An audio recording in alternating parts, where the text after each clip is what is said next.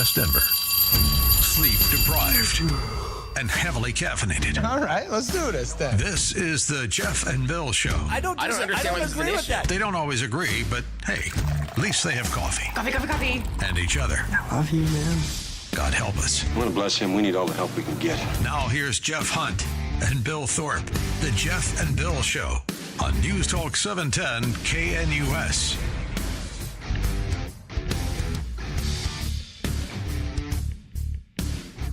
Well, it's 6 a.m. in the Mile High City on this Tuesday, May 27th, 2025. Good morning, Denver, Colorado. You've tuned into the Jeff and Bill Show. News Talk 710 KNUS. My name is Jeff Hunt, along with Bill Thorpe, bringing you the freshest insights and hottest takes from the right, left, and center. Congratulations, you're waking up in the greatest country in history. Donald Trump's your president. We're off and running. Colorado's blue. America's red. It all meets right here on the Jeff and Bill Show, where most importantly, you're invited to be a part of the conversation. 303-696-1971 or text us on the Dan Caplis Law text line at 720-819-5115. Wow, Bill, it's hitting me this morning. Yeah. You've got that thing in your throat. Good morning. Yeah. Trying to wake up, I guess, a little bit. We went and ran the Boulder yesterday, which was wild. That is an adventure. That is something that I think every Coloradan, or at least just a transplant, should go and visit one time at least. I'm not saying you have to run.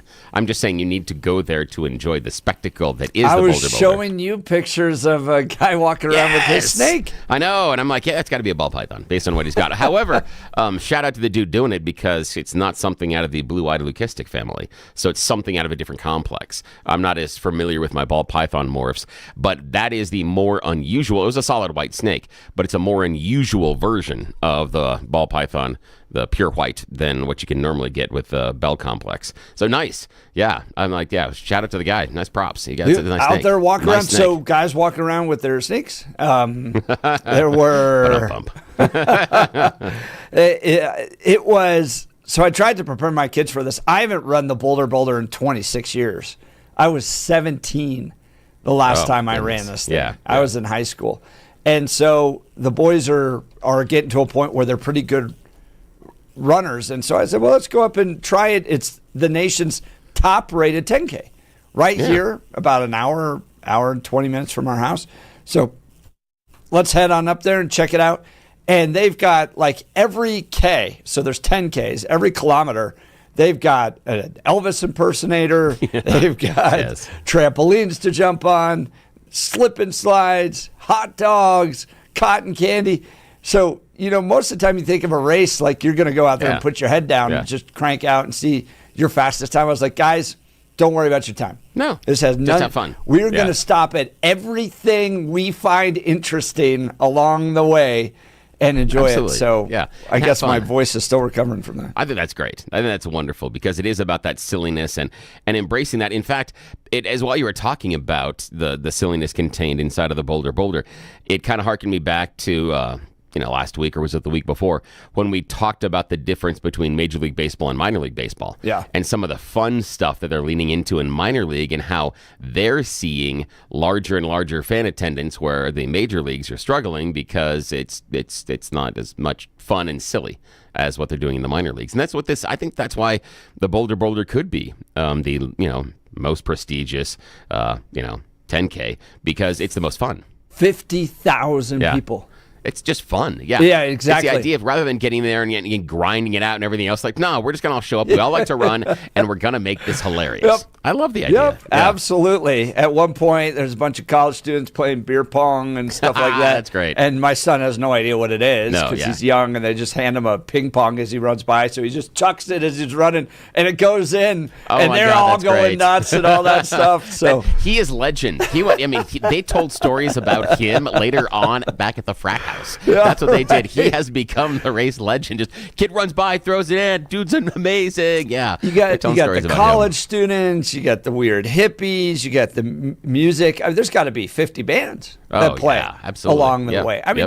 Overlapping bands. Yeah. DJs. I mean, it was kind of How a riot. fun. And do you finish up running into Folsom Field still? Yes, exactly. That's an experience. And That I think that is out of way to cap it off. Yeah, with that. out of everything, it's a fun race, and it's kind of silly. But I think that's what makes it memorable, is that finish into the stadium. It doesn't matter how old you are or anything else. That run is always something special that you'll remember for the rest of your life. And that's why I think it makes it really interesting and much probably better attended than a lot of the rest of the races. Yeah, Were some protests?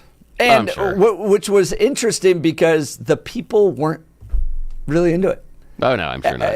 Like you had one This is our day off. It's too early. What am I doing one here? light little anti-Trump protester, which just said, if this man could be president, you can finish this 10K. You know what? I appreciate that. I mean, it's not necessarily. Yes, it's knocking Trump, but it's also encouraging. It's kind of you're kind of like, So okay. that one, but then you had a whole bunch of Free Palestine protesters, Really?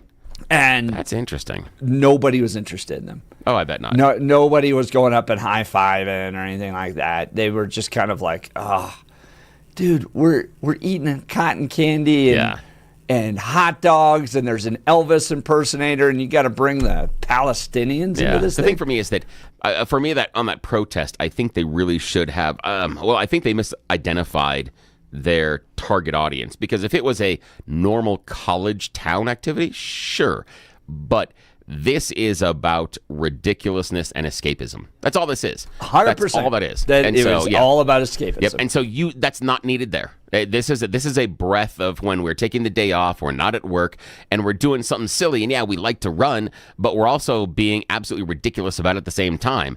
Coming in and bringing in the real world at that time? No.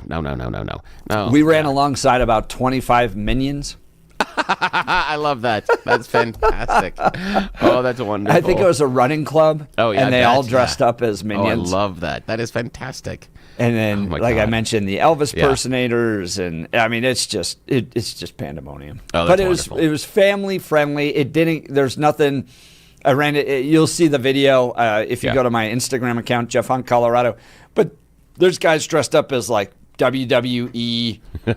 Like Yes, with the wrestlers. big Nice. belts on and stuff. It was just fantastic. We didn't run into anything that was too agenda driven. Yeah. That's all it should be. Inappropriate. It was just kind of silliness. Yeah, it should just be silliness. It should be the idea that, hey, this is Memorial Day, it's a day off, and there are a lot of people that gave sacrifices, and we are just going to escape reality for a little bit and have fun doing it. And just, it's not going to be about politics, not going to be about, red or blue, or not going to be about who you voted for. It's just going to be about, oh, dear God, do we really have to finish this race? That's basically it. That's all it should be about. The amount of beer was pretty remarkable. I I mean, bet. you couldn't run 100 feet without somebody offering you a beer. Oh, that's wonderful. That's fantastic. For 6 miles.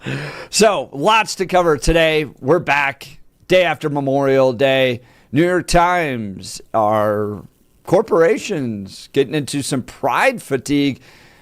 Corporate sponsorship of the New York City Pride Parade down 25%. We'll talk about whether or not corporations are running tired now with regards to pride.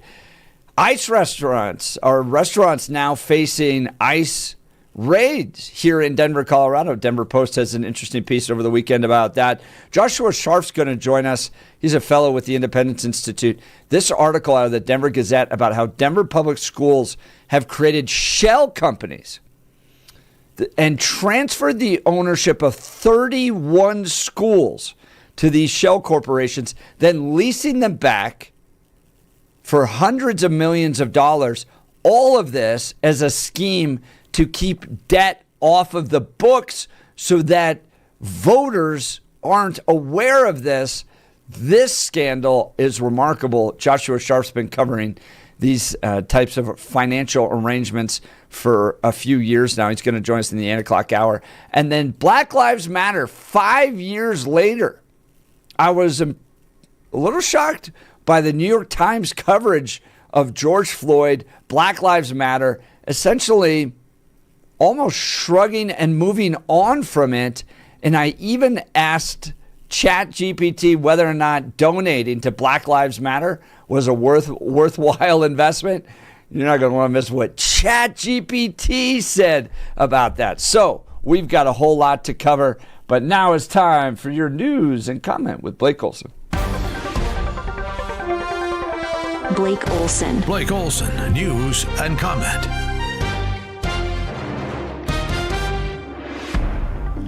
Hey, good morning. Tuesday, 45, cloudy in Denver with some fog up and down the Front Range. Be careful. Expecting a high of 74 today. The 710 5-day forecast is coming up. Our top story. We gather today to honor the incredible service members who rest in glory in this cemetery and burial grounds around the world and in 1,000 lonely places known only to God. DJT remembered our fallen on Monday. And now time for another active week in D.C. 47 is thinking about taking money from Harvard and giving it to trade schools. On Truth Social, Trump said, I am considering taking $3 billion of grant money away from a very anti-Semitic Harvard and giving it to trade schools all across our land. We give them billions of dollars, which is ridiculous. We do grants, which we're probably not going to be doing much grants anymore to Harvard. But they're 31%, but they refuse to tell us who the people are. We want to know who the people. Now, a lot of the foreign students we wouldn't have a problem with. I'm not going to have a problem with foreign students, but it shouldn't be 31%. It's too much because we have Americans that want to go there and to other places, and they can't go there because you have 31% foreign. Now, no foreign government contributes money to Harvard. We do. And Shanae is back, although she's kind of switching her shtick a little bit. Sounds like she's Ivy League now, but she wants DJT out. Historically have been the world deserves better. It is time for Republicans to start calling him out and start questioning his mental acuity and whether or not he is equipped to serve mentally. We know when it comes down to his criminality, he is not qualified to serve, but this is just absolutely deplorable. Oh, yeah, of course. Union workers at Colorado Safeway and Albertsons locations are set to take a strike vote at meetings that start this weekend. UFCW Local 7 has been trying to reach a new contract agreement with the company for about 8 months. Markets get a boost this morning after 47 hits pause on new EU tariffs. Trump says that he's delaying a planned 50% tariff on the EU until July 9th. Investors are reacting fast as Dow futures are nearly 540 points with similar gains to the S&P and NASDAQ.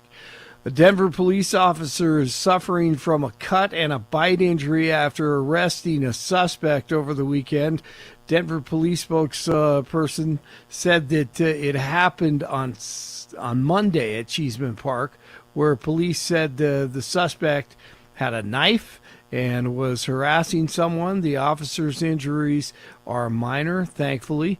The suspect is in custody and facing attempted murder charges. Investigators are looking into a possible lightning strike of a Southwest Airlines plane that landed at DIA. No injuries reported, and the airline is grounded while authorities investigate. A boat explosion in Florida is responsible for 11 people hurt on Memorial Day. The blast happened while the boat was anchored near a sandbar by the Fort Lauderdale Yacht Club. 13 people were on board, with 11 thrown into the water and taken to the hospital. 43 in Northglenn, 44 in Glendale, 45 in Denver. Jeff and Billy continue. And you know what I forgot to do? Sometimes this hits me on these long weekends. News brought to you by Lair Fireplace and Patio, Denver's premier source for everything fireplace, patio, and grills. Locally owned and operated since 1954. Online at lairfireplacepatio.com. The T-Wolves were trying to tie their series at 2 games apiece, but OKC would not allow that to happen on the road with another big win for the Thunder. They lead it 3-1. The Pacers and Knicks continue their series tonight. All right. Jeff and Billy continue. Blake Olson, News Talk 710 KNUS.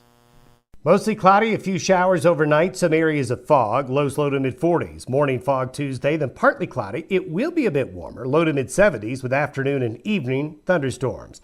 Lows Tuesday night near 50 with scattered showers and thunderstorms. Showers and thunderstorms are likely Wednesday into Wednesday night and Thursday with highs 60s to near 70 both days. Weather sponsored by Colorado's Best Roofing, reminding you to protect your home from the harsh Colorado weather and schedule your free, no obligation roof inspection today at roofingcolorado.com. That's roofingcolorado.com. Meteorologist Don Day in the 710 KNUS Weather Center.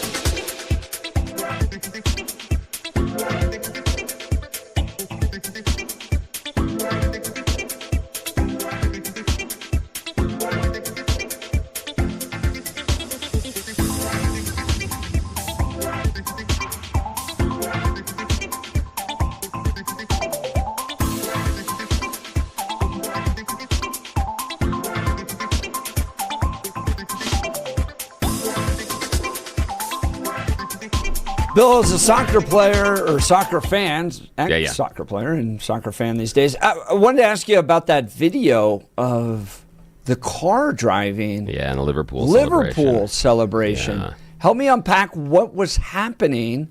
It's They basically- were celebrating what, and then what? Was that Champions a League. terrorist attack? No, it looks like not a terrorist attack. Looks like just I guess an upset person, just causing chaos is what it seems to be so far. And it basically was Liverpool was celebrating their league win.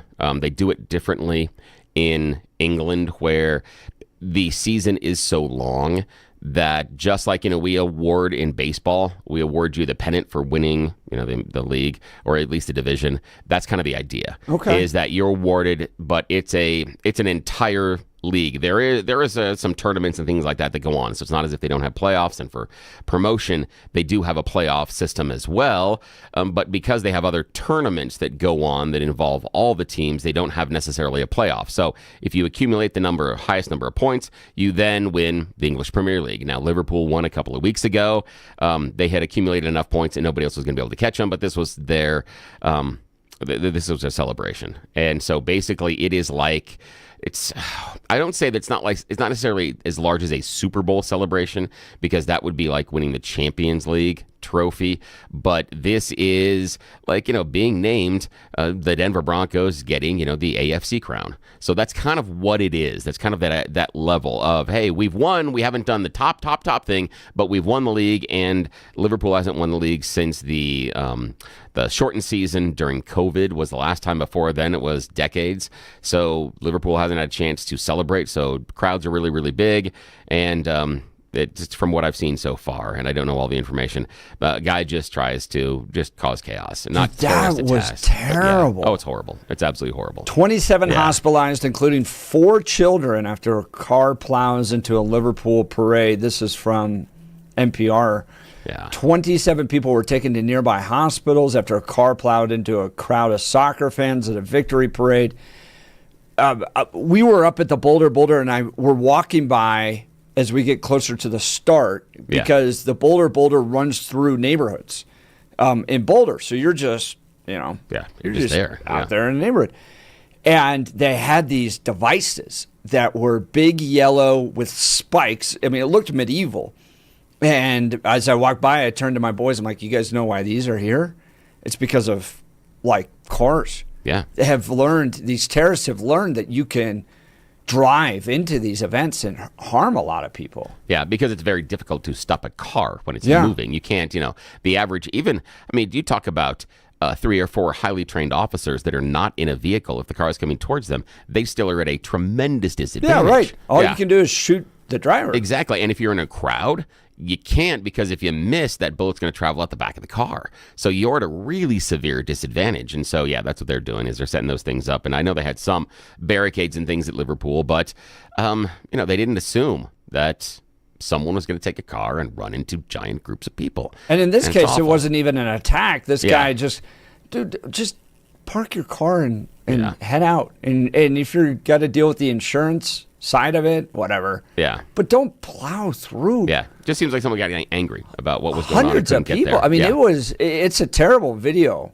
Oh, it is. It's awful. I thought it was a terrorist attack the first time I saw it. Yeah, right. Because he hits the gas so aggressively. Yeah. And then it comes out that, just mad about the crowd, and he couldn't get to where he wanted to, and just the guy that gets way too angry over what is just ridiculous. Absolutely ridiculous. And the thing that gets me is that this is Liverpool. I mean, you understand the team? You think that this is a Denver Broncos town? Go to Liverpool and talk about whether or not you're blue or red. that doesn't mean politics. That's Everton or Liverpool. I mean, those are fighting words. Those are, that's the old, almost, it's not even, we don't even have it here. The Mets and the Yankees, it's not the same rivalry. It's not the same thing at all as far as the rivalry between Everton and Liverpool. So Liverpool knows this, that unless he gets out of that car in a blue jersey and yells, something about Goodison Park and Everton, there's no reason, because it didn't make any sense. And this is, that's soccer inside of Liverpool transcends absolutely everything. And this is something that when people are celebrating it at their happiest, this guy just gets too angry and just plows in because you're blocking my way. It's atrocious. One child has sustained injuries that are deemed to be serious. 3 other children among those who were hospitalized. Another 20 parade goers were treated for minor injuries on the scene. I mean, the fact that people didn't die is just crazy. Oh, I was shocked. Yeah, I was shocked. Our cyclist pandemic was also struck by the vehicle. We are pleased to report that no injuries were sustained, the ambulance service said, adding that some people have self-presented at local hospitals. Goodness. In a statement on X, police said the car stopped at the scene after the accident. Well, that's because they literally grabbed him and pulled him out. Yeah, they were breaking the windows. Yeah, they were not going to let him go anywhere. A 53-year-old man is in police custody in connection with the incident. He is from the Liverpool area. Which, again, you should have known. Again, I'm being sort of tongue-in-cheek, but if you're an Everton fan, you get out there in Liverpool parade and you start yelling, okay, it's still not okay you plowed into the people, but at least people will go, okay, I understand it, but this doesn't make any sense. This doesn't make any sense at all inside that community. And it's a tough one. Yeah, it's a horrible one. It's like when we had the Nuggets championship parade. And there was a shooting downtown. Now, it wasn't connected necessarily to the parade, but that's the idea, is that during this time of celebration, you have these horrible events. I mean, I'm out with my family on Memorial Day, and you're thinking this stuff through, because I'm literally walking by a medieval steel setup to protect the starters of the race from any type of car driving through. You think about what happened over New Year's Eve in Louisiana. You think about these shootings that happen. Oh yeah, and this is a family celebration inside of Liverpool, because the Reds don't win the Premier League that often. This isn't like Manchester City, who's got 5 seasons in a row. This isn't like the string of Manchester United back in the 90s. Liverpool has been in a desert for decades. There were people that, until they had won during the COVID shortened season, had never seen Liverpool in their entire lifetime be the winners of the Premier League. And the shortened season is always got a little bit of an asterisk to it, and they couldn't celebrate the same way. And so this is the first, what they feel like, the real championship.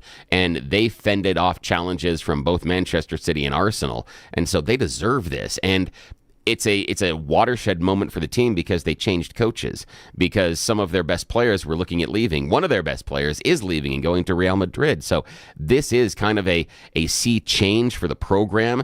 This is the closing the chapter on the previous coach, who was fantastic, one of the best ever, and starting a new chapter with a new coach who seems to be just as good. This is a tremendous celebration if you're a Liverpool Red, and to have this sort of black mark on it is awful. And terrible. That would be one where you would bring down families. You absolutely Absolutely. Right. If you are a Liverpool fan, got you a bunch bring of kids. everybody. Yes, you bring all of your children because they may never see this again in their lifetime. It is that precarious as far as winning the Premier League for Liverpool. So it's that important. So this is awful. This is horrible. Yeah. Well, in Colorado, we've got to deal with these crime issues. You know that our political leaders have put us in a position where we're having to deal with property theft, auto theft, those types of things. And if you own a business in Colorado, you need the very best alarm system, and that's alarm detection systems, the highest level of service and expertise. Think about all the time you could be saving if you just had one source for your cameras, key card access, fire and intrusion systems. ADS offers expert alarm installation and testing by highly trained technicians, 24/7 professional monitoring, same day or next day service upon request because downtime isn't an option, dedicated teams for cameras, access control, and fire alarms, and over 300 security professionals working for you. Choosing ADS means your business stays protected and you'll be ready to open tomorrow. They combine human monitoring with the latest AI camera technology to prevent crime in real time. Trusted by small and large businesses, including many Colorado schools, their security experts will review your system for free. Go to adsalarm.com to schedule your appointment today. adsalarm.com, alarm detection systems, the first choice of Front Range and Colorado businesses, adsalarm.com. By the way, speaking of the weekend, if you missed it, go check out Peter Boyle's interview with John Vandermeer over the weekend. It was so fun to listen to on Saturday. They get back into that old cool car culture and guys hanging out in the kind of Westminster, Alameda. The shade tree mechanic type idea. Yeah, and then the guys racing and Vandermeer's testing out cars, seeing how quickly he could get them to 100. It was a lot of fun to listen to. So check that out if you get a chance. Well, coming up next, I want to get into this. New York Times, nervous corporate sponsors retreat from New York Pride. Some are blaming Donald Trump and fear of retribution for some of the reason that the corporations have pulled back. I think it's probably pride fatigue and corporations wondering if their money in supporting some of these events like New York City Pride are really worth the return. We'll get into this and more. You're listening to The Jeff and Bill Show. This is Denver's Talk Leader, News Talk 710 KNUS.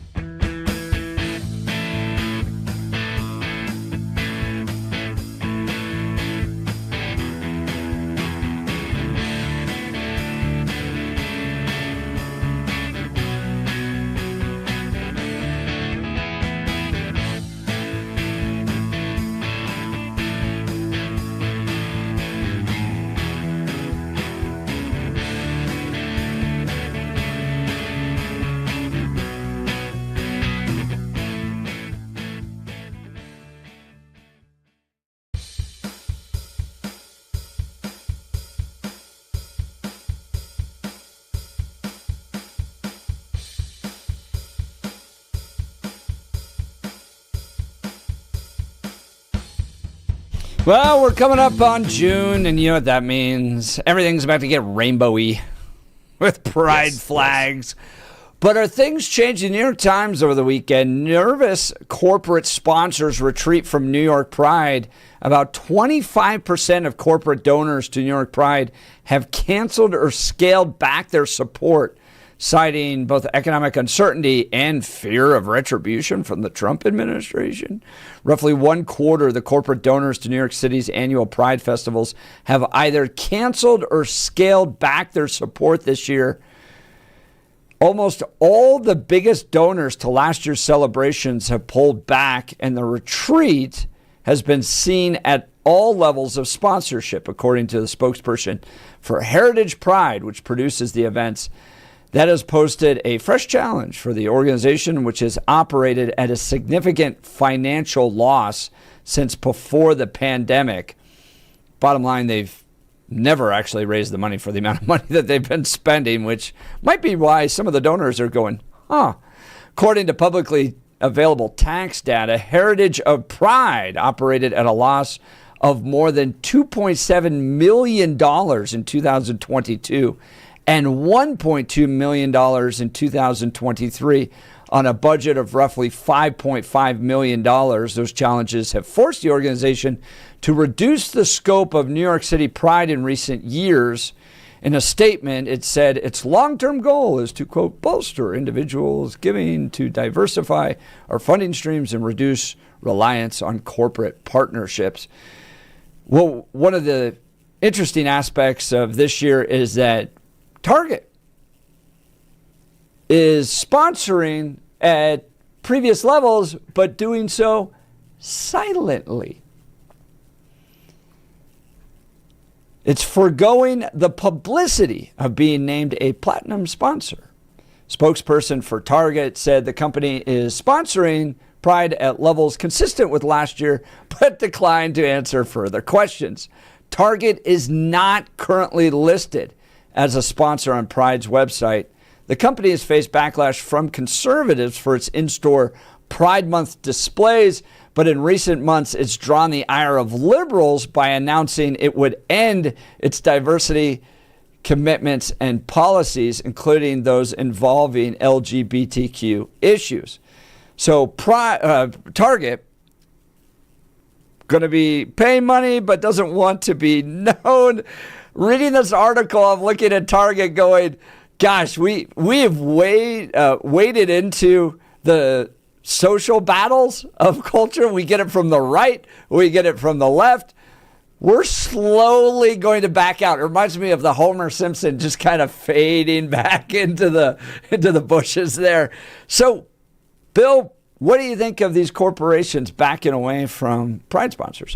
It's expected because I think too often I believe that we ascribe anthropomorphism to large corporations, meaning that we are looking for human-related emotions and causations, and they're not. They're looking for consumers and money, and in many ways, they are like weather vanes. And one of the biggest examples I would give you, it's not a corporation, but a person, would be Jeff Bezos. If we jump in the time machine and go back to 2015, 16, 17, he was an evil lib. He was a horrible mastermind that was becoming the next George Soros. He was running the Washington Post. He was trying to bring down Donald Trump. Yet in the last inauguration, he's sitting in Billionaires Row behind Donald Trump and has had meetings. Because same thing with Zuckerberg. It's odd how all of a sudden, for 4 years, post-2020 elections, I heard all about how Zuckerberg was so woke. The Zuckerbucks. The Zuckerbucks stole the election. And now, crickets. Absolute crickets dealing with Zuckerberg and his political affiliations, because both of those humans are weather vanes. And I believe that Elon Musk is so as well. Is that to a different extent, though, with Musk, that while it helped him to play with the liberals. Then when it turned the other direction, and he also, I think he did more so than Bezos and Zuckerberg, leaned into one particular political viewpoint, that's where he went. And that's what you're seeing. You saw Facebook retreat from all of their DEI things super quickly right after Trump got into office because, again, weather vanes. And that's what you're seeing. While it is assumed inside of the consumer marketplace that this is something that is broadly supported, then the corporations will come out and broadly support it. Right. Yeah. I mean, and that's the pretty much bigger question I want to have it's is, weather vanes. These guys are turning, and I think you're exactly right in their analysis that they are just essentially soulless corporations. Right? Yeah, totally. So, yes. They're doing Absolutely. that. Yes, this is the direction the absolutely. consumers are going. Yep. But then the bigger question in my mind is, wow, consumers are going a different direction. Has LGBTQ run its course? Has it? You can make the argument, all right, it's generally achieved everything it needs to have achieved. Or you could look at this and go, there's a bit of a cultural backlash that's taking place now.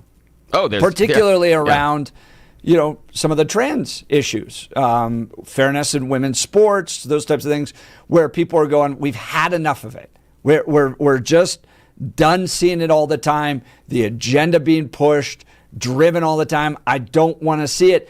It doesn't matter that much to me with regards to my purchasing habits. So if you are a corporation that's going to run out there and put the pride flag everywhere on all your social media in a few days, it's not going to benefit. And so spending a bunch of money on these pride parades isn't going to bring about a return.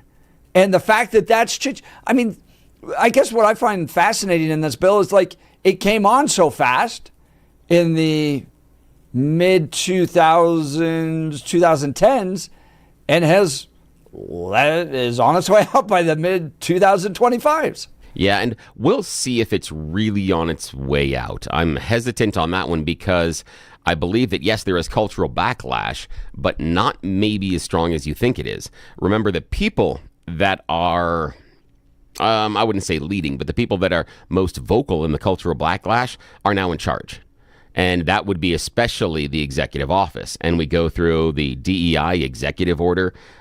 He's gone to war with Harvard and even the state of Maine over things as far as DEI and LGBTQ and inclusion. And again, we can talk about right or wrong.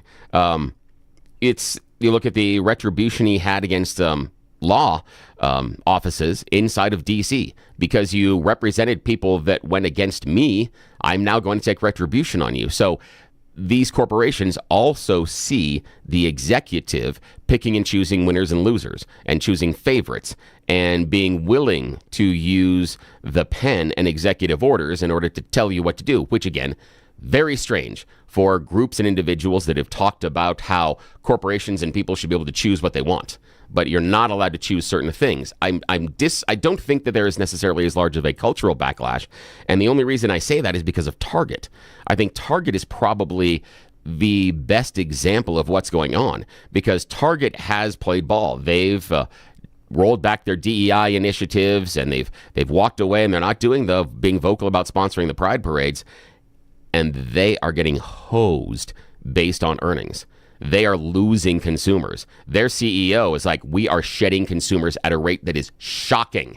And the reason they're finding out they're shedding the consumers is because they're not going after the DEI because they've rolled back some of those progressive policies that those consumers are walking away. Right, now, they're that is getting a it silo. from both sides. Yeah, they are. But the issue being is that when they did, and when you talk about a cultural backlash, the cultural backlash that they assumed was happening, the opposite is happening. The people that support what they're backlashing against, the people that are in favor of DEI, aren't shopping there. And they're being harmed because they're giving into the cultural backlash in some ways. That's different. That's not showing that because they said, oh no, we're away from the DEI, that they're seeing benefits of taking this new position. They're seeing a negative by taking the new position of not being, as I'm using this in air quotes, woke.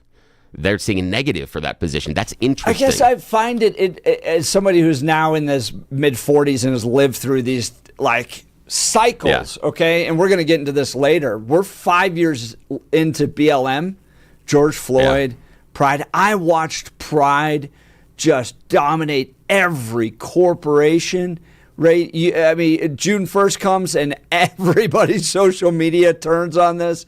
Oh, yeah. They're sponsoring these pride. Now everything's down. Approval of BLM, down. Donations to BLM, down. Donations to pride, down. Everything has changed in what was at one point the corporation's full embrace of the progressive social agenda has now changed. Is that because culture has changed? Are they fearful of the president? We'd love to hear from you. 303-696-1971. 303-696-1971. Are you happy to not see so many pride flags popping up this June? Corporations backing off, Target not having its pride display. Are you thrilled to see that? Do you see them as getting weak on embracing an important social rights issue? Would you like to see the corporations continue to stand strong for LGBTQ? Give us a call. Join the conversation, 303-696-1971, or text us on the Dan Caplis Law text line, 720-819-5115. Again, the headline coming from the New York Times. Nervous corporation sponsors retreat from New York City Pride. Does it make you happy to see that? All right. Give us a call. I want to talk to you guys about our friends over at Advanced Hair Restoration. Guys, let's talk about your hair. If you're losing it and desire to have it back, then Advanced Hair Restoration has the easiest guaranteed solution. Their simple one-day treatment offers life-changing results. I've seen it with my own eyes. Guys, it's not magic, but close to it. They put hair where you need it the most, and bam, it grows.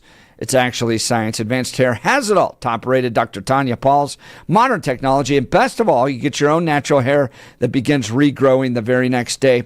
Advanced Hair even guarantees it will grow for life. So schedule your free consultation now, 720-459-HAIR.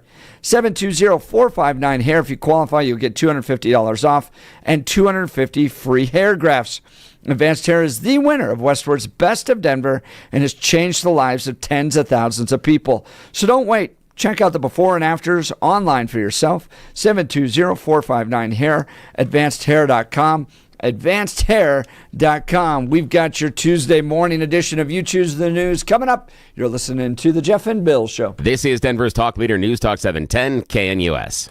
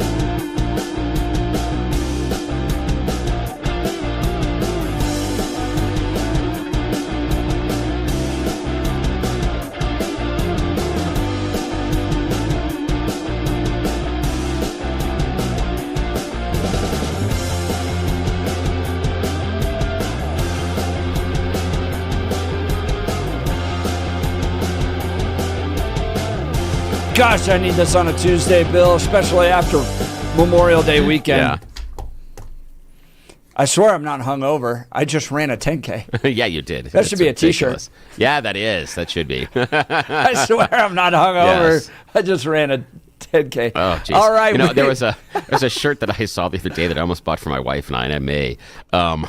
It has a horse and buggy on the front of it, and then across the top it says, "Take it easy on me. I'm from the 1900s." Dude, my wife sent me the same picture. I love same that. T-shirt. Yes. She thought it was hilarious, and it's the Oregon Trail. Yes, it's Oregon Trail. Yes, video game. Exactly. Yep, exactly. I like that. We need to take our time. We're not youngsters. Yes. No, we're not. Yeah.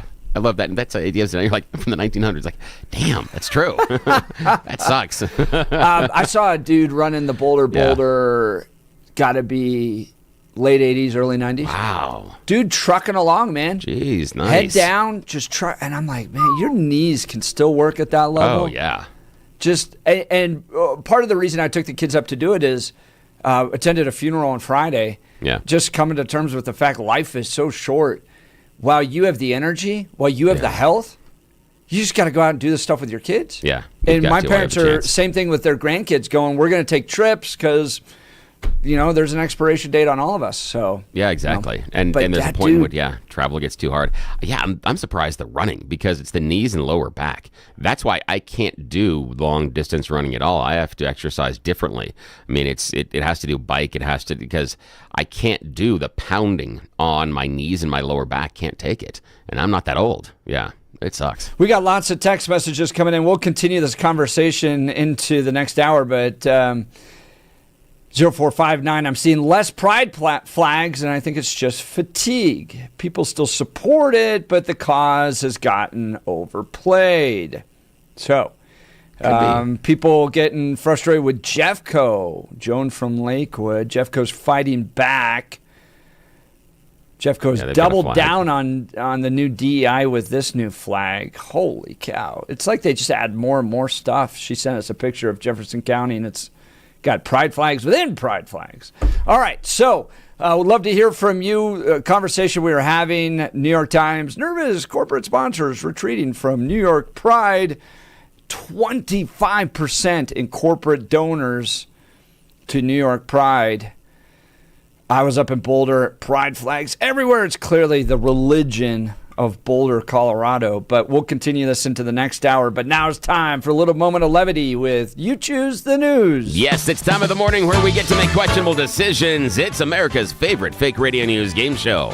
You Choose the News. You know how this works. I've scoured the interwebs for moments this morning to find really dumb stories about us humans so that we can play this fake radio news game show. Why would we do this and waste valuable time? Well, because everybody in charge is not awake yet. So when left unsupervised, this is what happens with Jeff and I. Oh boy, did our parents find out about that kind of thing and being left unsupervised in high school. Oh, yeah, you feel me. Those are stories for other days, not for today. Today, it's about the game show. Yes, you know how this works. I'm bringing in Blake Olson from our news department. Jeff Hunt is in the studio. And, gentlemen, choose carefully. Here are your headlines for this morning's game. Headline number 1, self-infection. Headline number 2, poop for the planet. Headline number 3, God says you're a wuss. And headline number 4, can you hear me now? Mr. Hunt. Let's start with God says you're a wuss. Yeah, God says you're a wuss. A lot of people, Father Moses says, ask me how I can increase my manliness to absurd levels. Arrgh! Yes. There are videos online of Father Moses McPherson, a powerfully built father of 5. He's weightlifting to the sound of heavy metal music. Moses was originally raised as a Protestant, but now he serves as a priest in the Russian Orthodox Church outside of Russia in Georgetown, Texas. One of the largest congregations that is growing as far as percentage, not total number of people, but as far as percentage of growth right now, is the Russian Orthodox Church in America. They are seeing phenomenal growth in young men. Just in the last 6 months alone, Father Moses has prepared 75 new followers for baptism in his church, the Mother of God, just north of Austin. And he said basically it's because there are tons and tons of young men looking how to be masculine. And the Orthodox Russian Church evidently tells them how. So it's an interesting revival of them. So Yeah.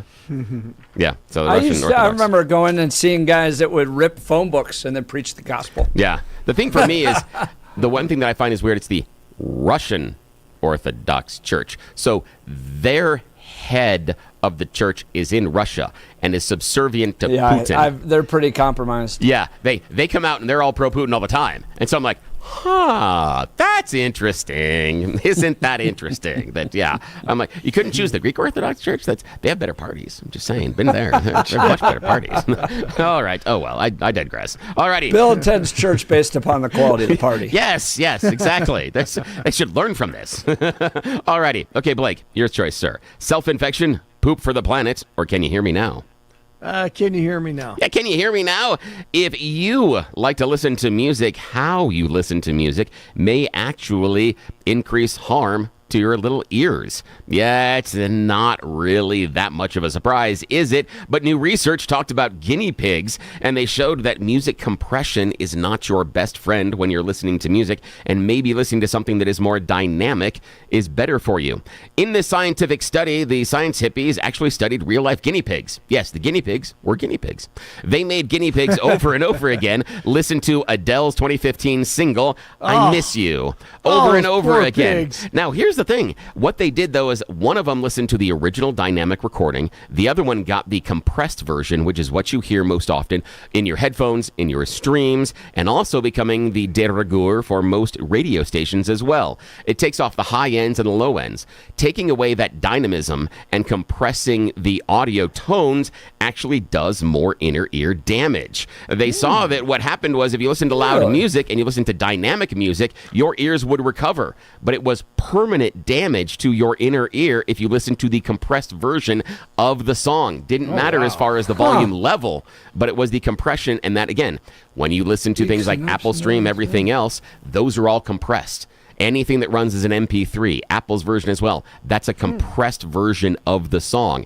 I hate it because you can hear the difference. Yeah, you're a music purist. Oh, yeah. I hate it. And you can hear the compression in it. But it actually does harm your ears if you're listening to it that way. And final choice this morning, Mr. Hunt, self-infection or poop for the planet? Self-infection. Yeah, self-infection. Well, the U.S. government unsealed criminal charges against 16 accused criminals operating DanaBot and their Russian cybercrime forum. Basically, what they were doing is they were testing out cybercrimes in order to create viruses online, but they were infecting their own computers and accidentally released their own information into the dark web. Whoopsies. Sorry about that. All right, that's the end of it. We'll continue. Back to you. You're listening to Jeff and Bill. 710 KNUS.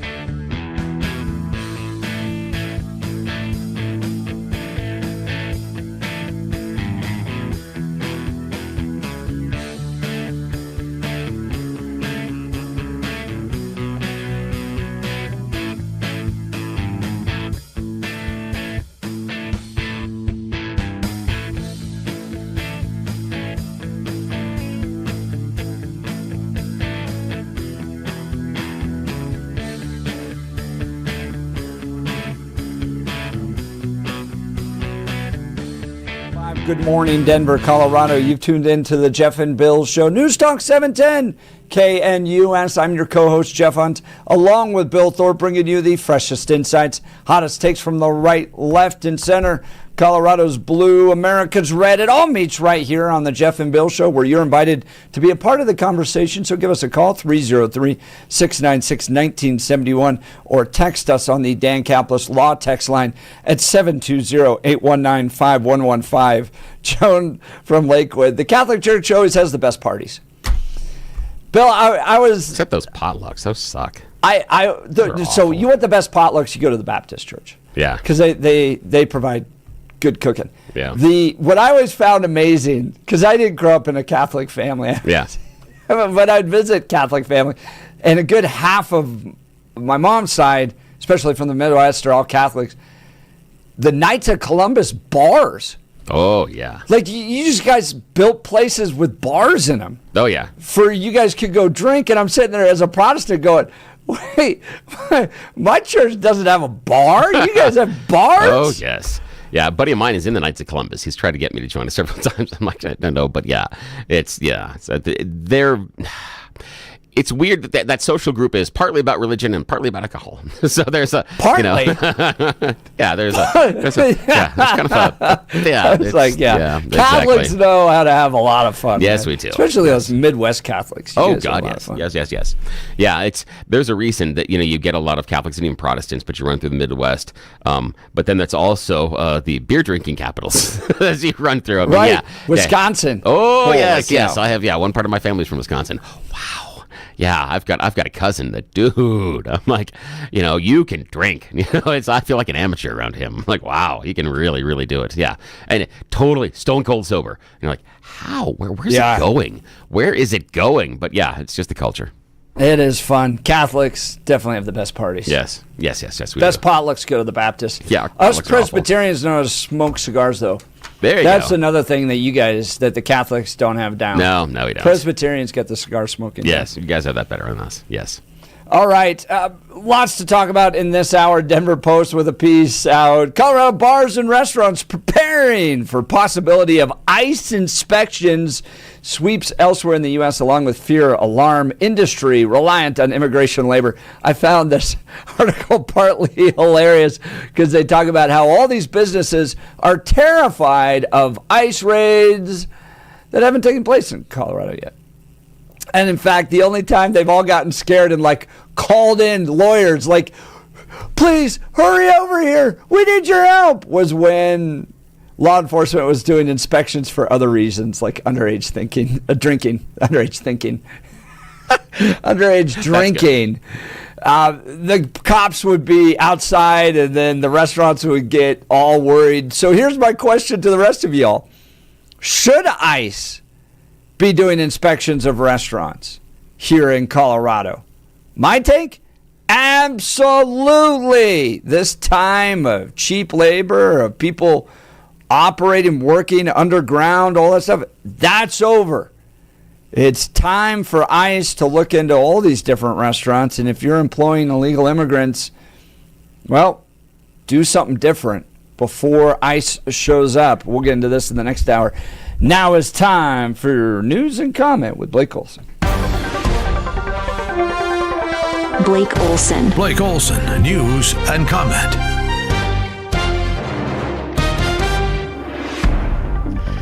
Good morning. It's 45 on Tuesday. Cloudy in Denver. Expecting a high of 74 today. The 7-10 5-day forecast is coming up. Our top story, fog causing some issues up and down the Front Range in places this morning, including DIA, where there are some delays. And investigators are looking into the possible lightning strike of a Southwest Airlines plane that landed at DIA over the weekend. No injuries were reported, and the airplane is grounded while they investigate. The FBI looking back into a number of unsolved cases, including the cocaine found in the Biden White House. He said, we may never know where this came from. We may never know who brought it here. We may never know. We must close the case. We have no idea where this could have come from, who could have left it. Yeah? Really? How about the guy that had hookers snorted off his cock? Put it on a laptop. Why don't we start there, you know? Good idea. They're also facing and focusing on the leaking of the Supreme Court Dobbs case that overturned Roe v. Wade and the pipe bomb found before the January 6th FBI guided tour of the Capitol. Dude, that is like that pipe bomb thing is so crazy. I don't know if you ever really looked into it, but they were literally standing right next to it. Absolutely. Secret Service was standing right next to it when it was outside the DNC. They know exactly who put it there. I mean, and they know based upon the shoes. Have you heard this? No, I haven't heard that one. So the types of shoes that the guy was wearing are actually really rare. So they could figure it out by the shoes. The guy's on his cell phone at certain points. Okay, so you just analyze the cell phone tower. This is not a major mystery. No, this could be easily figured out. They just because for whatever reason they don't want to let it there. That's right. And it was either DC police, FBI, CIA, asset, whoever. It was one of them. It's a joke. So bad. An aid group backed by the U.S. and Israel is now delivering food into Gaza, where 500,000 people face starvation after a 1.5-year war. The Gaza Humanitarian Foundation says it started delivering truckloads of food to the region, but didn't say where or when. The UN and other groups have refused to work with the GHF, arguing it plans to weaponize aid and contradict humanitarian principles. Almost 50 people are injured after a van drove through a crowd in Liverpool. The crowd was gathered Sunday to celebrate Liverpool's Premier League soccer title. Police say a 53-year-old British man from the Liverpool area has been arrested, and terrorism is not suspected. Sounds like he was just angry that he couldn't get through. Union workers at Colorado Safeway and Albertsons locations are set to take a strike vote at a meeting today to start this weekend. The strike's scheduled to start this weekend. UFCW Local 7 has been trying to reach a new contract agreement with the company for about 8 months. Lone Tree will soon have a new home for its police department and court facilities. The city broke ground on a new justice center. Lone Tree's population is expected to double over the next decade, and the $30 million project will help accommodate future growth. Scott Pelley, 60 Minutes, a guy who's lied about DJT since 2016. He's been one of the broadcast leaders of communist propaganda against America lovers. Invited to speak to graduates of Wake Forest. What a waste. But in this moment, this morning, our sacred rule of law is under attack. Wait a minute, did he say this morning? He said it this moment right now. I'm going to continue. Journalism is under attack. Universities are under attack. Freedom of speech is under attack. And insidious fear. Wait a minute. Freedom of speech. He's up there just blasting everything in front of thousands of people at Wake Forest and all. Golly. He finishes here. Okay, go ahead. Yeah, hold on. I'm sorry. Is reaching. Oh, well. He's not worth it. God, I apologize for sending you off, dude, but that You better just drives do that. me crazy. Okay, this is Yes, me too. Nobody likes these guys anymore. No, Okay, they don't even know who they are. Even the left doesn't watch these guys anymore. They're Yeah, you're right. so sanctimonious. They're Brutal. this this belief that because he's one of the leaders of 60 Minutes, he's at the pinnacle of investigative journalism. You let Joe Biden's administration for 4 years go uninvestigated. Yes. Right? And then you have the audacity to get on stage and tell us about the importance of journalism and free speech and Donald Trump's going to take all this stuff down. Exactly. Nobody cares anymore. We don't want to hear what you have to say. In fact, family member sent this to me the other day of Johnny Carson going. Oh, that was great. Johnny Carson. I forgot to play that. I don't want to get into this serious stuff. I'm an entertainer. And when you get into serious stuff, when you use your platform to try to drive your little agenda, people start tuning in out. It's the exact same thing that's happened to Kyle Clark. When you watch Next, you're going to get his little propaganda hour.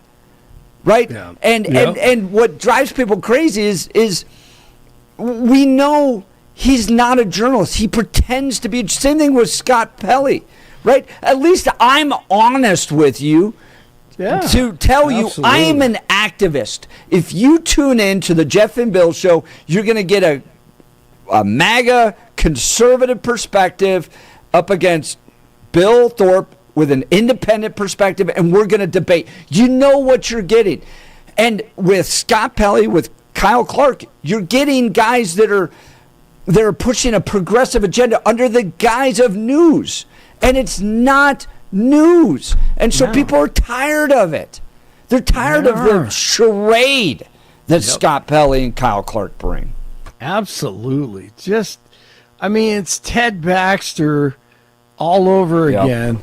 And it's just phony. Can you watch? We don't believe you. You're lying. Can you watch the Steve Carell's anymore? Or not Carell's. Steve Carell's a good one. Stephen Colbert, Jimmy Kimmel. No. Exactly. No one watches these guys anymore. No, they're not funny. They're not telling the truth. And it's creepy, honestly. Scott Pelley is creepy. We used to have the newsman like Scott Pelley who told us everything. But in this moment. And we used to believe that crap. It's garbage. It is garbage, and it's dangerous. And it's just the guy has lied over and over and over, and he stares at the camera. It's falling apart right now. This lawsuit with the president, and you had major turnover now in this merger that's taking place with Paramount. You have the chief editorial director of 60 Minutes. He's gone. The CEO of CBS, she's gone. Yep. They're all getting out. They all are connected to the left. Knicks try to tie their series in the East with the Pacers tonight. Oklahoma City now leads Minnesota 3-1 after a huge victory in Minneapolis last night. 43 in North Glen, 44 in Glendale, 45 in Denver. Jeff and Billy continue. This moment, this morning. Right now, this moment, I can't get it to stop, Billy. Blake Olson. Hold on, Blake. Before you go, I want to ask you about this. Did you see the slap that Emmanuel Macron? Oh, yeah, Macron. Macron, there you go. Yes. Thank you. Oh, my goodness. Did you see the that? door opens in the plane. He is standing there, and all of a sudden you see this arm just slap him across his left cheek. And it's his husband. His wife, the first lady of France. She's like crazy older than him. Did you know that? Yeah. Oh, yeah, like 24 years old. They met at a French high school when he was a teenage student, and they didn't was meet. A roughly 39-year-old married teacher. Yes, they didn't meet. She groomed him when he was like 14 years old. I mean, it is 29 when he got married to her. Yes. She's like way older. Oh, look at the photo. Yeah. There's what is going on? And then you have the cocaine. Speaking of cocaine, you have the cocaine issue with him. Oh, yeah. I mean, this guy. And then right after the slap, he turns and he sees the cameras are on him. Yeah. Hey, and then if you see him walking down the steps, okay, he puts his arm out. You saw that? And she, it's just hard to say she because you see so many things and it looks like it's true. God only knows what's going on there. But yeah, she doesn't reach out to grab his arm. But she's like 24 years older than him, at least 20. And stories are that that human being groomed him when he was younger. So when he turns his face and realizes that the cameras are there. Oh, God, it's classic. It is so funny. Yeah. And then did you see how they tried to play it off? Yes. Go ahead. I'm sorry. We are squabbling, rather choking with my wife, he said, according to the Associated Press, adding that the incident was overblown. Of course it was. Simply joking around. Man, got a good one in there on his left cheek. And he's had a couple of moments here in the last 2-3 weeks. I'd say so. It's a great video. You got to check it out. Can you imagine for the whole world to see you get busted with cocaine and then your wife slapping you? And all right. Oh, come on. That was a napkin, Jeff. Come on. You know it was a napkin. Stop. Blake Olson, News Talk 710 KNUS. With moist air residing along the Front Range, watch out for night and morning areas of patchy fog, otherwise partly cloudy skies with afternoon and evening. Scattered thunderstorms and showers today, tomorrow, Thursday, and Friday. Lesser thunderstorm coverage this weekend. Will be low to mid-70s today, only about 65 to 70 for Wednesday and Thursday. Weather sponsored by Colorado's Best Roofing, reminding you to protect your home from the harsh Colorado weather and schedule your free no-obligation roof inspection today at roofingcolorado.com. That's roofingcolorado.com. Meteorologist Don Day in the 710 KNUS Weather Center.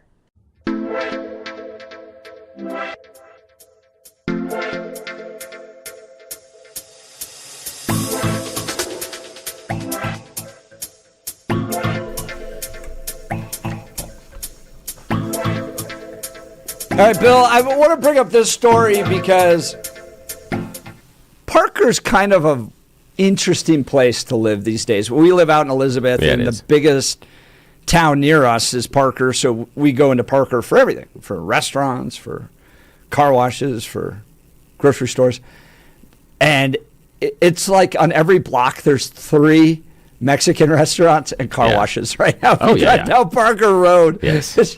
It's constant all the way down Mexican, and I don't mind it. I need to get my car washed. I need to. Some of the best Mexican food right here in Parker. It's great. Dude. My neighborhood, they've got a Mexican restaurant that's opened up a year or so ago. It's fantastic. So good. Because there was a neighborhood family restaurant that made it through COVID and then collapsed afterwards. And it was one that our family had gone to for years and years and years. And so we didn't have one. And now there's one that's even closer to the house. And it is so good. It is so good. It's great when you find those gems. So, talk to me about the restaurants in Parker. Yeah. Well, great Mexican food. My question being, are they still going to be around? Because Denver Post article over the weekend, Colorado bars and restaurants preparing for possibility of ICE inspections. And we all know that this isn't Mexican food. It's American Mexican food. Yeah. Right? Because if you've ever been to Mexico and actually had Mexican food, it's different than what you get at the Mexican restaurants along Parker. Chips and queso, for instance. Not something they serve. Yeah. Like Mexican restaurants. But Americans love it. So they've got this article in the Denver Post, and part of it's entertaining because it's a bit much ado about nothing. It was a weekend night in April at Williams and Graham, the trend-setting speakeasy in Denver's Highland neighborhood, and the staff was worried federal immigration agents had shown up nearby. One of them, called Tiffany Hernandez, a local bartender who had been recently organized a seminar with a civil rights attorney that went over what to do in a similar situation. Hernandez reached out to the attorney, so now the phones are going, oh my goodness, who said he would be at the bar in 20 minutes. So off he runs down there. The officers outside Williams and Graham turned out to be Denver police officers conducting routine underage drinking enforcement rather than immigration agents. Yeah. Bar co-owner Sadie Hopkins told the Denver Post in an email the attorney was not needed that night. So they go through this big article about how worried and scared that owners of restaurants are every time they see police activity. And up until this point, all the police activity has just been around other stuff, like underage drinking. But it goes on to say that they are concerned about what will happen when those ICE raids come. Now, Bill, from my perspective, we should be doing ICE raids, right? Especially in light of the last 4 years under the Biden administration, where millions of illegal immigrants came into this country that shouldn't be here. If they have sought employment at these restaurants, they should be found out and they should be deported. So for me, yeah, get ready. These ICE raids should be coming.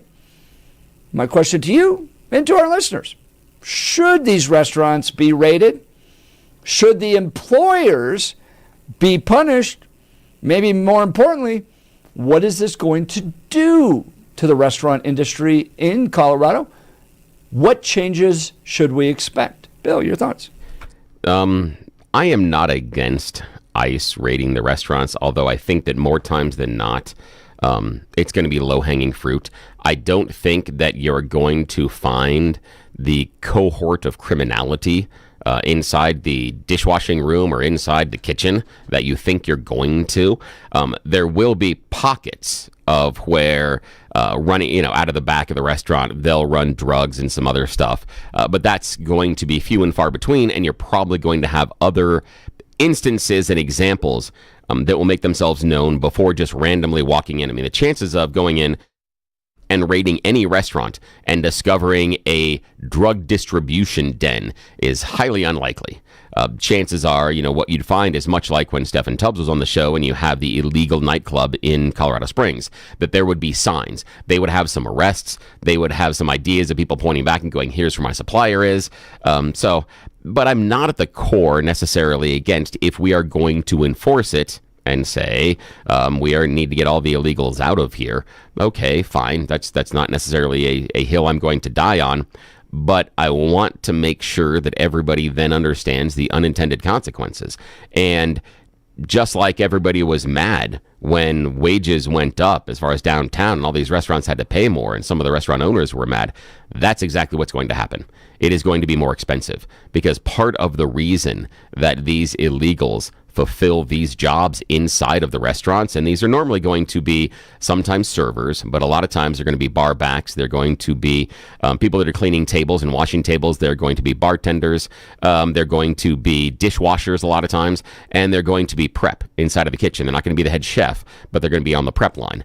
And what'll happen is you're just going to have to pay somebody else that is a legal citizen here more. So it's going to increase the cost of the restaurant. So if we are okay with the idea that this enforcement is also going to make it more difficult for the restaurant to survive and will make your check at the restaurant probably more expensive, then okay, go right ahead. But what I don't want to hear is that we go through these raids and then people complaining that restaurants have gotten more expensive or it's hard to hire people. I don't want to hear either of those complaints because those are going to be results of these raids.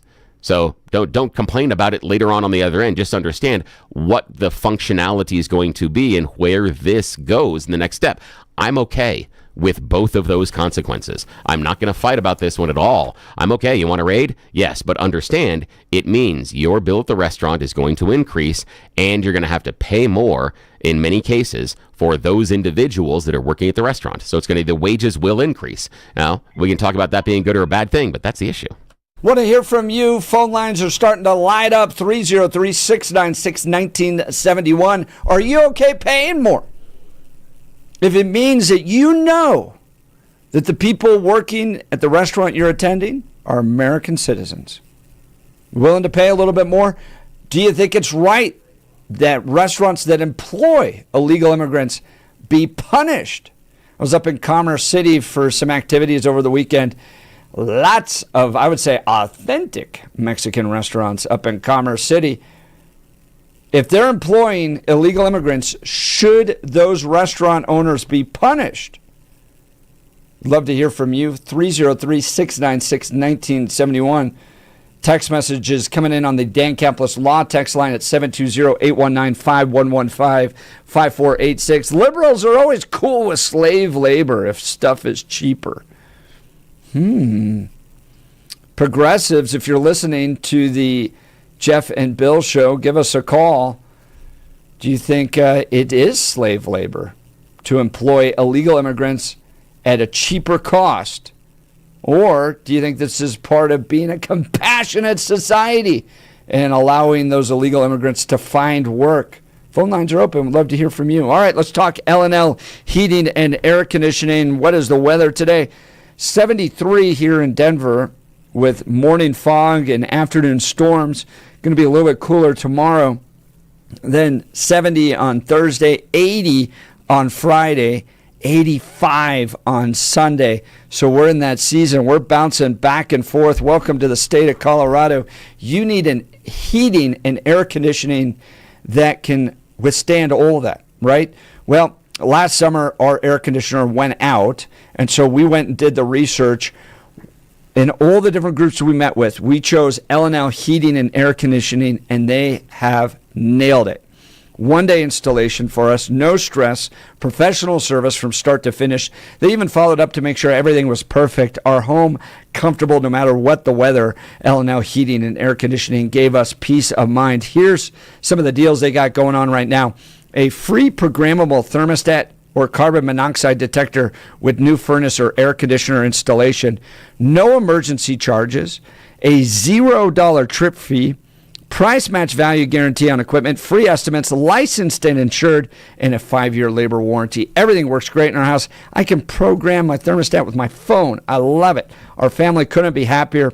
So if you're looking for fast, honest, reliable service, I highly recommend L&L Heating and Air Conditioning. 720-851-1691. 720-851-1691. Online at bestdenverhvac.com. bestdenverhvac.com. I'm sure glad we called him. That number again, 720-851-1691. All right, phone lines are filling up. Text messages filling up. You're listening to The Jeff and Bill Show. This is Denver's Talk Leader, News Talk 710, KNUS.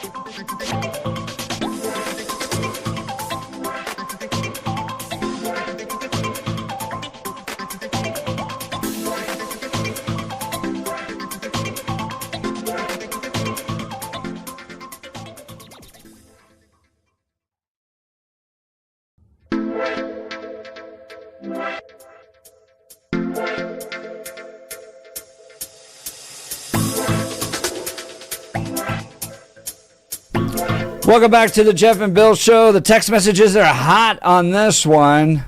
Denver Post had an article about how Colorado bars and restaurants. Oh, we crap. lost her. I'm sorry, Joan. I didn't mean to do that. I pushed the wrong button, and I didn't realize the volume was up. I got it. Hopefully, Joan will call us back. Damn it. Joan, call us back. That's my fault, Joan. We'll go to you next. Yeah, it's a Tuesday, and I don't know what the hell I'm doing. Good job, host. That's right. 7. It's not personal. Believe me, Joan. No, it isn't. It isn't personal. It's just personally that I'm stupid. That's the personal side of this. That I'm an idiot. I can't believe I. Nice job. Text messages. So here's what we're talking about. Colorado bars and restaurants are preparing for the possibility of ICE inspections. What's funny about this article in the Denver Post is that you don't have ICE raids happening in restaurants yet. But right now they're fearful of it, and so every time like Denver police does like a underage drinking raid, well then they all of a sudden are calling up attorneys. Attorneys are racing over to these restaurants. Oh well, Joan has called back, and I apologize to Joan because I can't believe I pushed the wrong button. Such an idiot.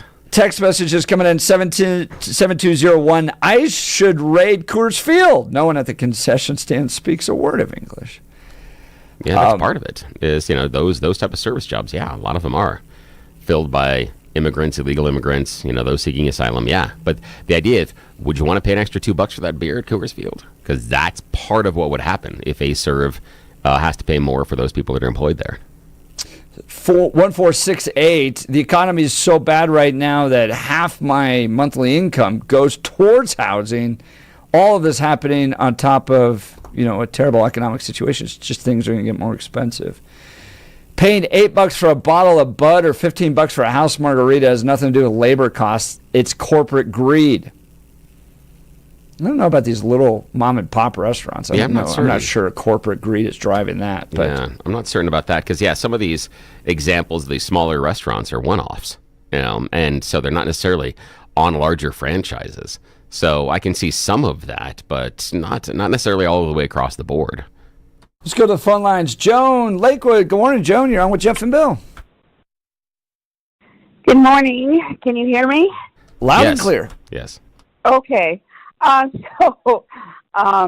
sent you that Jeffco flag, and the thing that really outraged me about the Jeffco flag is they're using my taxpayer money to buy that. Oh, this is crazy. Let me describe it for folks. So earlier we were talking about how corporations are not supporting Pride as much this year. In fact, the New York City Pride parade's down 25% from corporate sponsorships.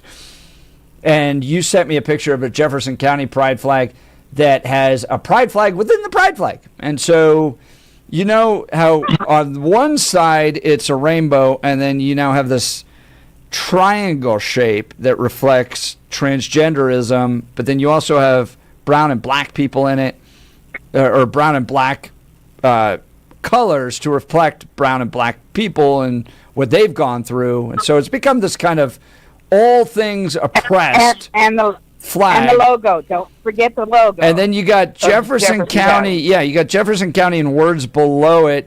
And then to the left, I think, is that the Jefferson County logo with some mountains? Yep, that is. And then that's rainbow too. So you got rainbow inside rainbow, and you got the black and brown to reflect the oppression that black and brown people have gone through. There's a lot of oppressed people in that flag. And, I don't have a problem with the flag. What I have a problem with is they use my taxpayer money to buy it. And so I called to let you know that I think RAID should be looking at some construction companies on the sides of the road.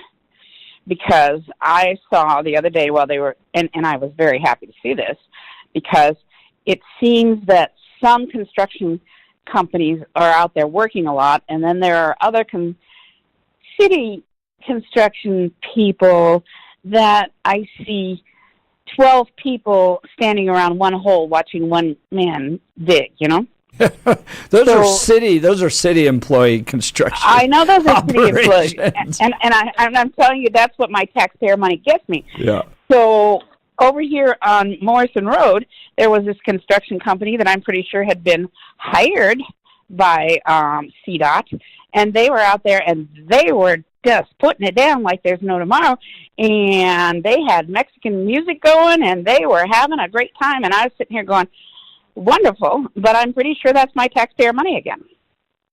And how many of these people are legal? Yeah, I think you're going to see at a certain point, ICE is going to shift its focus. Right now, it's going after those that are convicted of some sort of violent crime, and they're aiming there. But I think a lot of these restaurants, construction groups, all that stuff are going to face the possibility of ICE raids. Now, Joan, a question for you. Should we offer up rewards for people that call ICE and it results in deportations?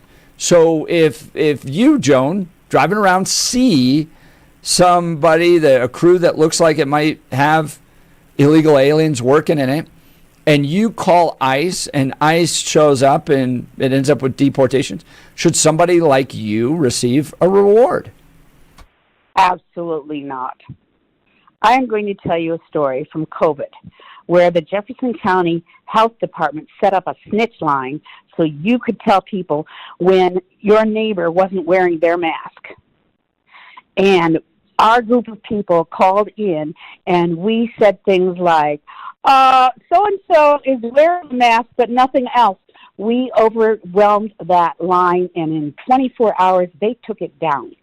So you would consider it a snitch if somebody was reporting illegal immigrants, you would consider them a snitch? Yes. You can report illegal immigrants right now.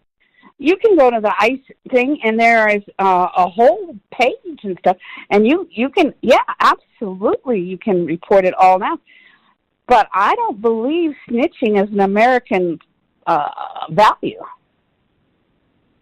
I believe in interesting. I believe in diversity of. For example, I'm the one who called in today and told you about the Catholics and how well they drink.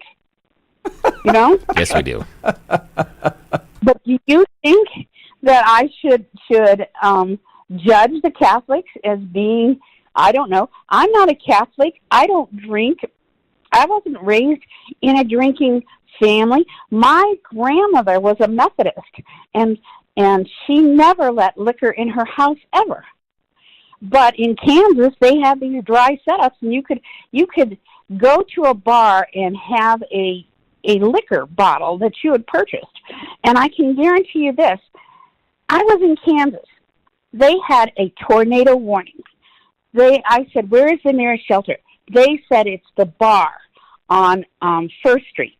And you went into the bar on First Street, and it was completely concrete and no windows. They didn't have any windows in the bars in Kansas, and they were bomb shelters. And so you could drink while the tornado was happening. Bill's laughing at that one. That makes so much sense. Oh, yeah. Meet your maker, got to have a little buzz. Yeah, that's right. Yeah. After you got to, because the cleanup is going to depress you as well afterwards. Wow, Joan, very interesting. Fantastic. Thank you so much for the call. Joan. Someone just tuned in right now and heard pride flags, Catholics drinking, and mass deportations. And tornadoes. Tornadoes again. Okay. Wow, welcome to the mind of Jeff and Bill. Oh, I love this. Bouncing all over the place. Fantastic. That was a great call. So Joan doesn't think in a snitch line. Doesn't believe in a snitch line. Yeah. I don't think it would accomplish much, honestly. I don't think that it's... and the problem that you're going to have is, I believe, the individuals involved in immigration would end up chasing their tails, because what would happen is what we have now that we see sometimes in phone calls and texts, that I see these people in the parking lot of the Home Depot that are milling around, and they all have darker skin and they're speaking Spanish to each other. That has to be a bunch of illegals that are here to do work. Or I see a bunch of them milling around downtown outside of a bar. Oh, those have to be illegals, and maybe they're part of a gang and they're here to do crime. You walk into a store, everybody inside the store that's communicating with each other is speaking Spanish. Well, they all have to be illegal then at that point. And that's what I'm worried about when we have the idea of a snitch line. Is there's no way to verify, and the only verification that requires you to pick up that phone is you look illegal. That's all it takes. So that you think that's gonna be wide open for abuse. That's the idea. Is they are gonna spend so much time going through that with stuff that doesn't actually matter. There's no way it would functionally work. There's no way it would work. Well, 7586 pointing out on the text lines that the Unabomber's brother was a snitch. Yeah, but not right away. And it took years and years and years for us finally to see what was going on. However, you did get a lot of people going, and again, we were looking for one person rather than, do you think this person across the street from you is the Unabomber? And it's much easier rather than looking at a snitch line for a Unabomber, a solo individual that is doing something, versus an entire group of people, of which we have some stereotypical ideas about how they're supposed to look, how they're supposed to talk, and where they're supposed to work. That would be different if you were looking around and saying we need a snitch line for everybody who supports DEI. That's closer, I think, in analogy language, to looking for a snitch line for illegal immigrants. I think that's closer than looking for one solo individual person. Here's the question that's developed this morning. Is an ICE reporting line un-American? Give us a call. We'd love to hear from you. 303-696-1971. Or are you doing your patriotic duty, standing for what's right and for what's the law? And you are improving America by getting these illegal immigrants out of here and helping federal immigration officials identify them. Give us a call. Text line is open, 720-819-5115. Andrew, I can't believe I agree with Joan. It's a miracle. But she's right. Snitches are. Then you can finish it. All right.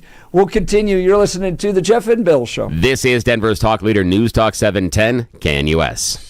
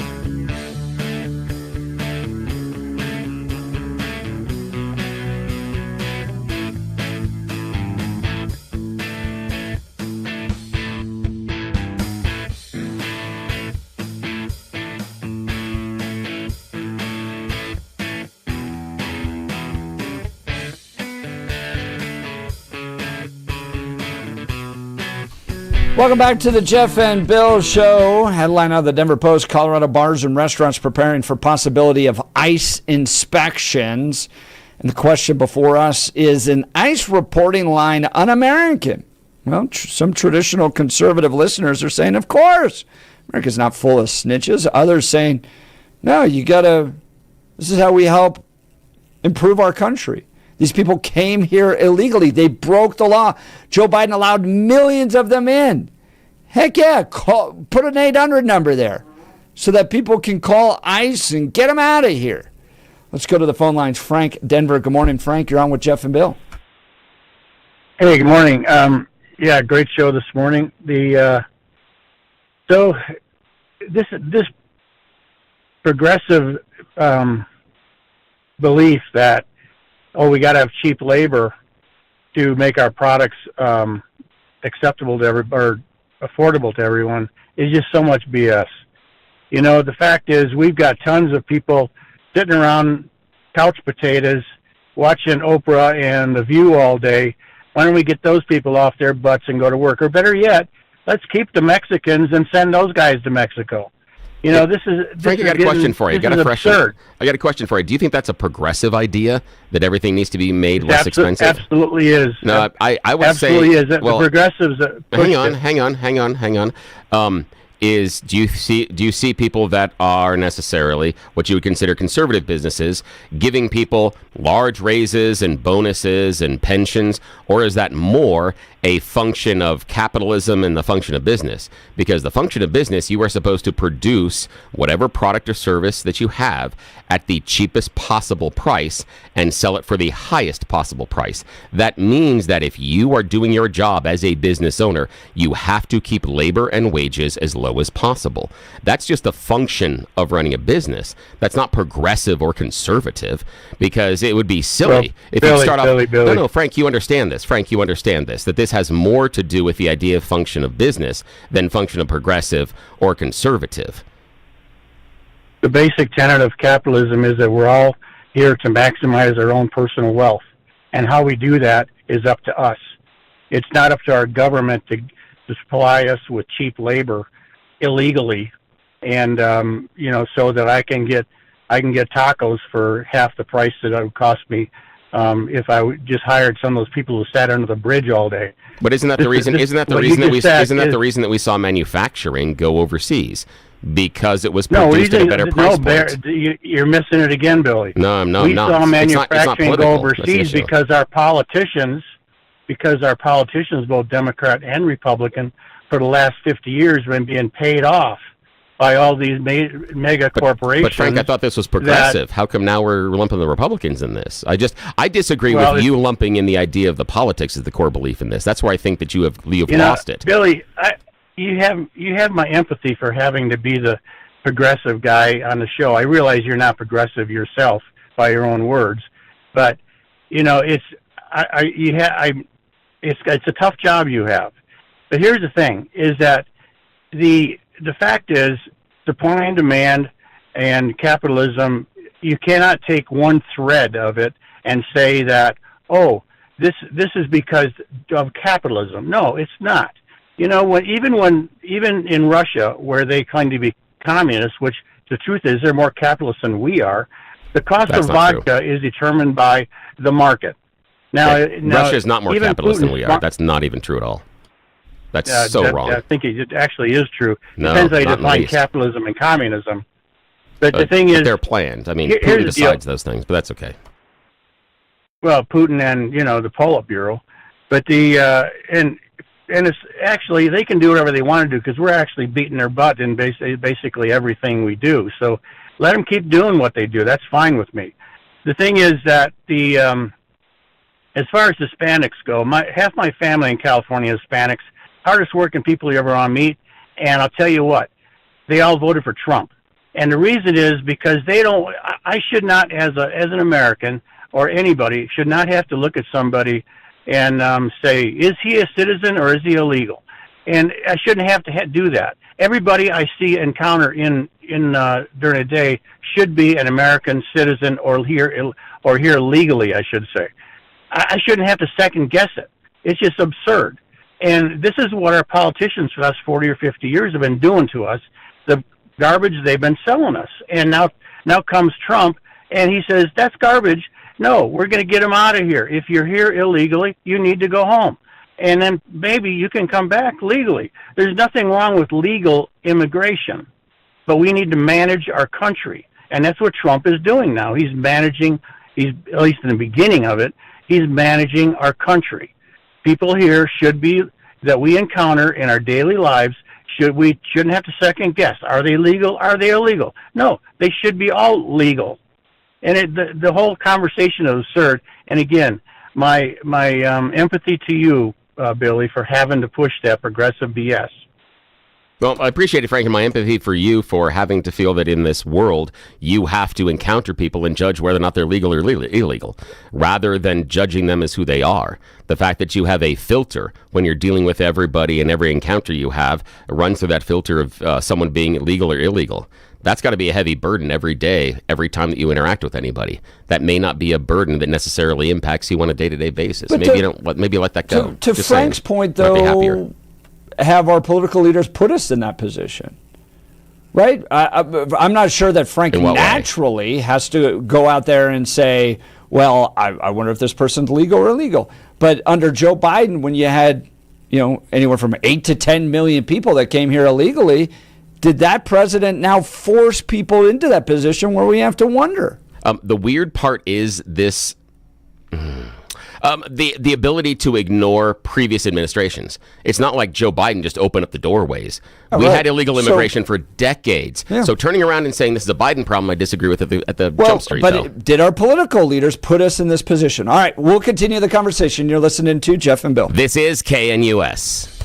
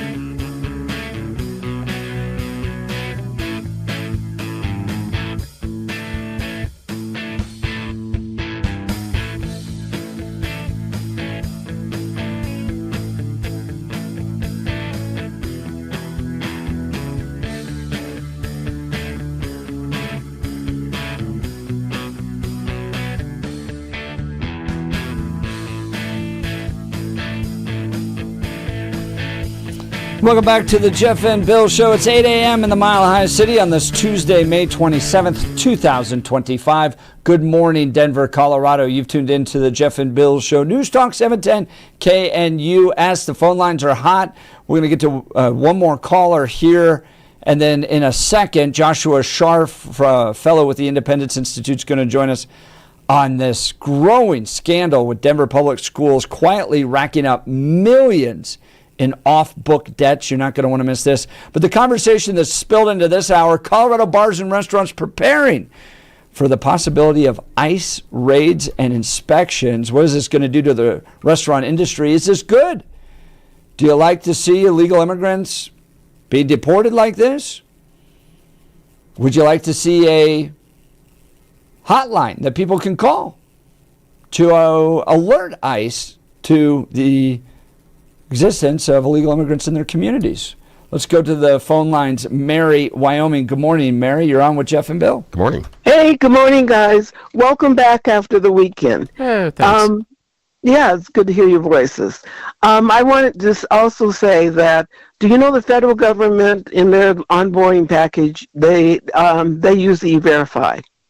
So federal employees are E-Verified. It's a shame. It sounds like from what Joan was saying, it doesn't sound like the state or the county are doing that.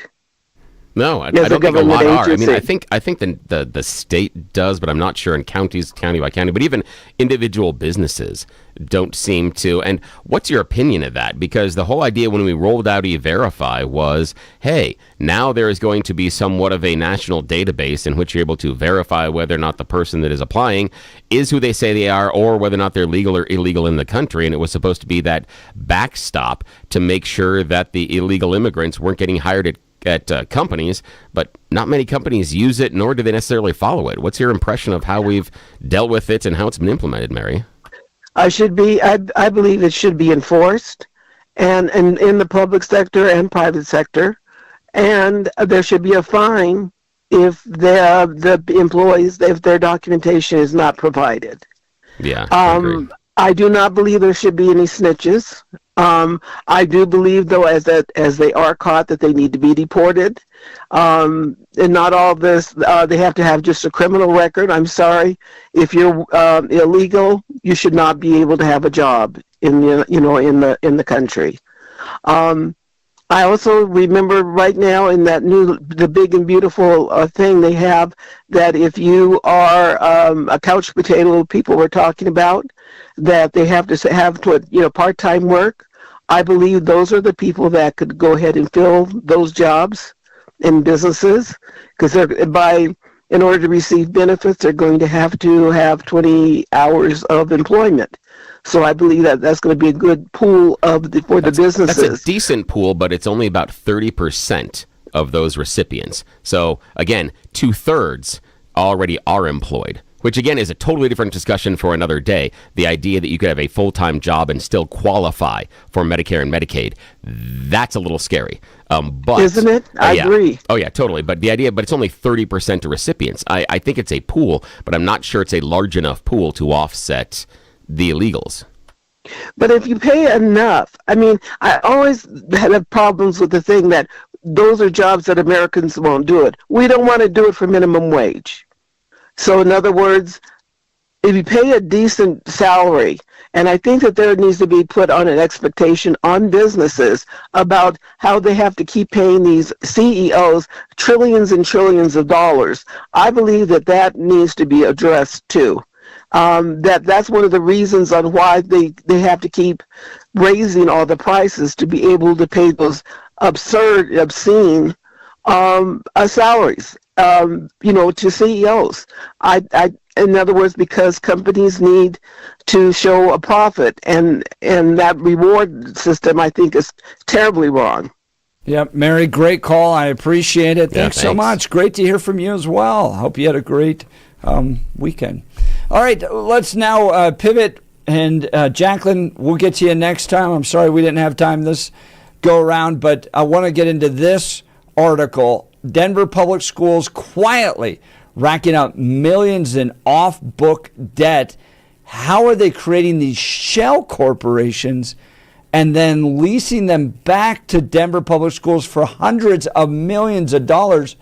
This is wild. And someone that's been covering these types of arrangements called COPS, COPS, it's not the police officer, but it has to do with this type of financial arrangement, is Joshua Sharf with the Independence Institute. We'll get to him, but now it's time for News and Comment with Blake Olson.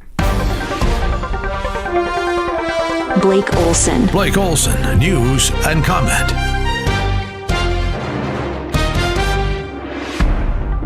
Good morning. It is Tuesday. Hope you had a great weekend.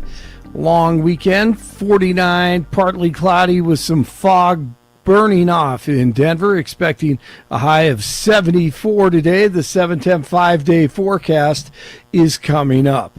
Our top story, 47 orders California to ban male athletes who advance to the women's girls state track meet coming up this week, or they will lose major federal funding if they continue this garbage once again. And that is what's happening right now. There's a long jumper who clearly is a boy and just dominating the competition in California. DJT says that Governor Newsom needs to act soon or they're going to lose their funding. And once again, the state track meet is coming up. Trump also warning that he may take more money from Harvard and give it to trade schools. DJT said, I'm considering taking $3 billion of grant money away from a very anti-Semitic Harvard and giving it to trade schools all across our land. We give them billions of dollars, which is ridiculous. We do grants, which we're probably not going to be doing much grants anymore to Harvard. But they're 31%, but they refuse to tell us who the people are. We want to know who the people. Now, a lot of the foreign students we wouldn't have a problem with. I'm not going to have a problem with foreign students, but it shouldn't be 31%. It's too much because we have Americans that want to go there and to other places, and they can't go there because you have 31% foreign. Now, no foreign government contributes money to Harvard. We do. The unemployment rate may be a near 50-year low, but a new report shows the functional unemployment rate is much higher. The Ludwig Institute for Shared Economic Prosperity looked at unemployment workers, people who can't find full-time employment, and people stuck in jobs where they can barely afford to live. Using those metrics, the report estimates the true unemployment rate is around 24%. I am unemployed right now.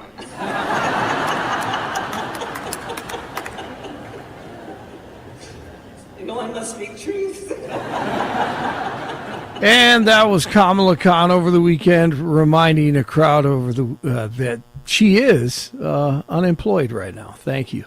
At least 2 people are dead and 9 others hurt after a mass shooting in Philadelphia. A group of young people were gathered in Fairmont Park last night around 10:30. Detectives say at least 3 of those wounded were teenagers. No arrests have been announced. The search continues for a former Arkansas police chief who escaped from a Calico Rock prison while serving time for murder and rape. Authorities say Grant Hardin escaped from the North Carolina unit Sunday while wearing a makeshift law enforcement uniform. Hardin was serving a 30-year sentence. 16 years ago, Tommy Robinson started speaking out against the Islamic rape gangs who were destroying his country and getting away with it. The British state imprisoned him in October, and now, today, he's out free. I have never been convicted by a jury. Every one of my convictions have been handed down to me by judges. The lucky thing with this, everyone got to see the film. I have to say thank you to Elon Musk, because without X, if we didn't have X, everyone would just think I lied. No one would have got any other narrative. Fortunately, I think, 167 million people saw the truth. So that gagging order, these attempts at censorship, to silence, to cancel people, it hasn't worked. You've attempted to lock up the truth, and that truth has been echoed around the entire globe. It couldn't have been any more successful. I knew exactly what I was doing. Tommy Robinson out of prison. Knicks try to tie their series in the East with the Pacers tonight in the NBA playoffs. Oklahoma City now leads Minnesota 3-1 after a huge victory in Minneapolis last night. 47 in Arvada, 48 in Littleton, 49 in Denver. Jeff and Billy continue. Blake Olson, News Talk 710 KNUS. With moist air residing along the Front Range, watch out for night and morning areas of patchy fog, otherwise partly cloudy skies with afternoon and evening. Scattered thunderstorms and showers today, tomorrow, Thursday, and Friday. Lesser thunderstorm coverage this weekend. Will be low to mid-70s today, only about 65 to 70 for Wednesday and Thursday. Weather sponsored by Colorado's Best Roofing, reminding you to protect your home from the harsh Colorado weather and schedule your free no-obligation roof inspection today at roofingcolorado.com. That's roofingcolorado.com. Meteorologist Don Day in the 710 KNUS Weather Center.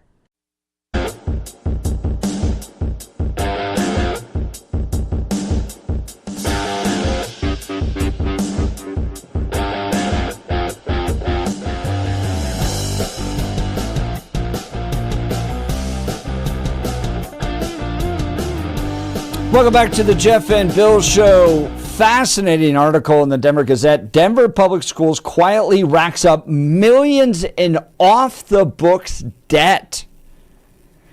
DPS has quietly taken on hundreds of millions of dollars in long-term debt without voter approval, money that could otherwise be used to lower class sizes, increase teacher pay, or expand student support services. The spending comes as contract negotiations between the district and the Teachers Association have stalled, with union leaders pointing to the district's failure to fully fund last year's cost of living adjustments. This is amazing, and it's kind of hard to follow because it's this financial scheming that's taking place with these certificates of participation, or COPs, to finance off-the-book projects largely out of public view. So they specifically want to hide this from people because traditionally the way Colorado's set up, that if you take on debt, you're supposed to do it via bonds. You're supposed to notify the public on this. Denver Public Schools not doing this. They've basically sold these schools to these shell corporations that then lease them back. All this debt being accumulated. Could they lose these schools if they don't pay off this debt? Lots and lots of questions. But he's been writing about this for years. Joshua Sharf, fellow of the Independence Institute, joins the Jeff and Bill Show this morning. Good morning, Joshua. Yes, good morning. Good morning, Jeff and Bill. Yeah, first of all, I can't take any credit at all for the Gazette story. That's all credit to them for covering this and for bringing this to the public's attention. It's something that, like you say, I've been writing about for a while. We've been writing about it, and Sherry Pipe has done a lot of writing as well over at Complete Colorado concerning these certificates of participation. And it's I think it's a disgrace to fund things this way for the most part. But the state has done it, counties have done it, school districts do it, municipalities, cities do this. And it's a way, essentially, of acquiring long-term debt without having to go through the taxpayers, without having to go through a vote. Yeah, let's talk about how it kind of works. And I understand it's financially complicated, but to a guy like me who has a third-grade financial education, please dumb it down for a way I would understand it, okay? Well, so here's what happens. Essentially, according to the Colorado Constitution, you're supposed to, if you acquire any long-term debt that's unsecured, you're supposed to, or general obligation debt, you're supposed to go to a vote of the people for that. And so what's happened is that in order to get around this, these various public entities take assets. So they'll take, for instance, suppose they want to build a new building. Westminster wants to build a new city hall. The school district wants to build some new schools, or they want to renovate some existing schools. They'll take those buildings, they'll set up a shell corporation, they'll set up a special purpose entity, and they will then sell that entity or sell the buildings to the entity for like $1, for some nominal amount. Now the entity owns those. Then what they'll do, the entity itself will issue bonds, and the school district will be, and let's call it a school district in this case, since we're talking about Denver public schools. The school district will lease the buildings back from this entity in order to, and the lease payments will match the bond payments. Now, the way that this is this is technically not a multi-year obligation is that the leases only run for a year, and in theory are non-renewable. I mean, in theory, some school board could come along the next year and say, well, we're not renewing this lease, and therefore it's not a multi-year obligation. So that's how they get around the creation of a multi-year debt without without having to go to the people. Of course, the question then, and fortunately this tends not to get tested, but what happens if they miss a lease payment? What happens if they decide not to renew a lease? Well, the argument is that that's such a bad outcome that wouldn't happen. And so that's the legal argument that opponents of this want to try to use, that in effect, this creates a multi-year obligation. It's not truly, in fact, a single-year renewable obligation. That's Joshua Sharf. He's with the Independence Institute. One of the things that I found fascinating about this article, when you get into multi-year and some of the complications of these debt arrangements, has to do with Michael Bennet, who now wants to be governor. Listen to this. This is from the article in the Denver Gazette. In 2008, DPS faced a $400 million problem. Eager to get out of its internal retirement system and merge with the Colorado Public Employers Retirement Association, or PARA, the state's pension system, then DPS CFO and Superintendent, CFO Tom Bosberg, and then Superintendent Michael Bennet, now a U.S. Senator, persuaded the school board to issue $750 million in COPs, the Certificate of Participations, with a derivative component. The borrowing carried a variable interest rate tied to market conditions similar to the adjustable rate mortgage structure that fueled the subprime housing bubble. The agreement was inked in April that year of 2008, just weeks after the collapse of Bear Stearns, which publicly signaled deep instability in global credit markets. At the time, Bosberg and Bennett maintained that the severity of the financial crisis and its impact on the deal was unforeseeable. They also argued the deal over the time would save the district money, but when the financial crisis deepened, the derivative-based strategy backfired, exposing DPS to growing liabilities. Extricating the district from the deal cost Denver taxpayers tens of millions of dollars in termination fees. Then board president Teresa Pena said she thought the experience would have served as a hard-earned lesson. It has not. I mean, Michael Bennet, Joshua Sharf, put the taxpayers of Denver in a situation where he signed basically an adjustable rate loan right at the height of all of the collapse and growing interest rates and the mortgage crisis. And then DPS had to spend tens of millions of dollars getting out of this deal. Can you give us any more insight on this? I don't know. You did a pretty good job, or the Gazette did a pretty good job there. That was actually became a campaign issue. I think when he and Romanoff were facing off, or if I recall properly, they were going after each other over that Senate seat for the nomination. that became a fairly big campaign issue between the two. That it was sort of financial engineering that had been rigged up that went bad, and it put the school district at risk. Now it's a little different from it had a COP component, but which is how they kind of raised the initial money for that. But it was it's a little different from a lease purchase arrangement, which is what the COPs are being used for business development. But yeah, I mean, this is a risky decision. It put the district at risk. It put the taxpayers at risk, and ultimately, it did so in order to merge a pension fund with Para that had a lot of people worried at the time that they were trading a solvent pension fund for an insolvent one. Now the funds are sort of the money is managed together, but the funds are kept separate. So it turned out to be a little bit less of a problem for the retirees.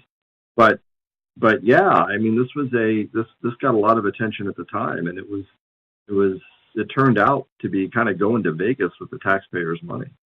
That's Joshua Sharf with the Independence Institute. We're talking an article coming out of the Gazette. Denver Public Schools quietly rack up millions in off-books debt. So people are asking to get a little clarification because they read the article and they're still not clear where the money flows from.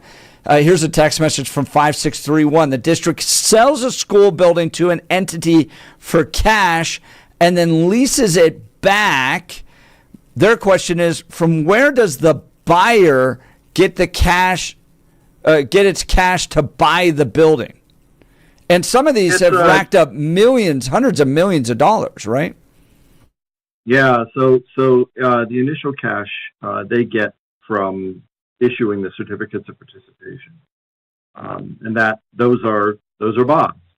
Or bonds by another name. I mean, they're rated by bonding agencies. They have because COPs have a reputation, earned or unearned, of being a little bit riskier than something that you would call just a bond.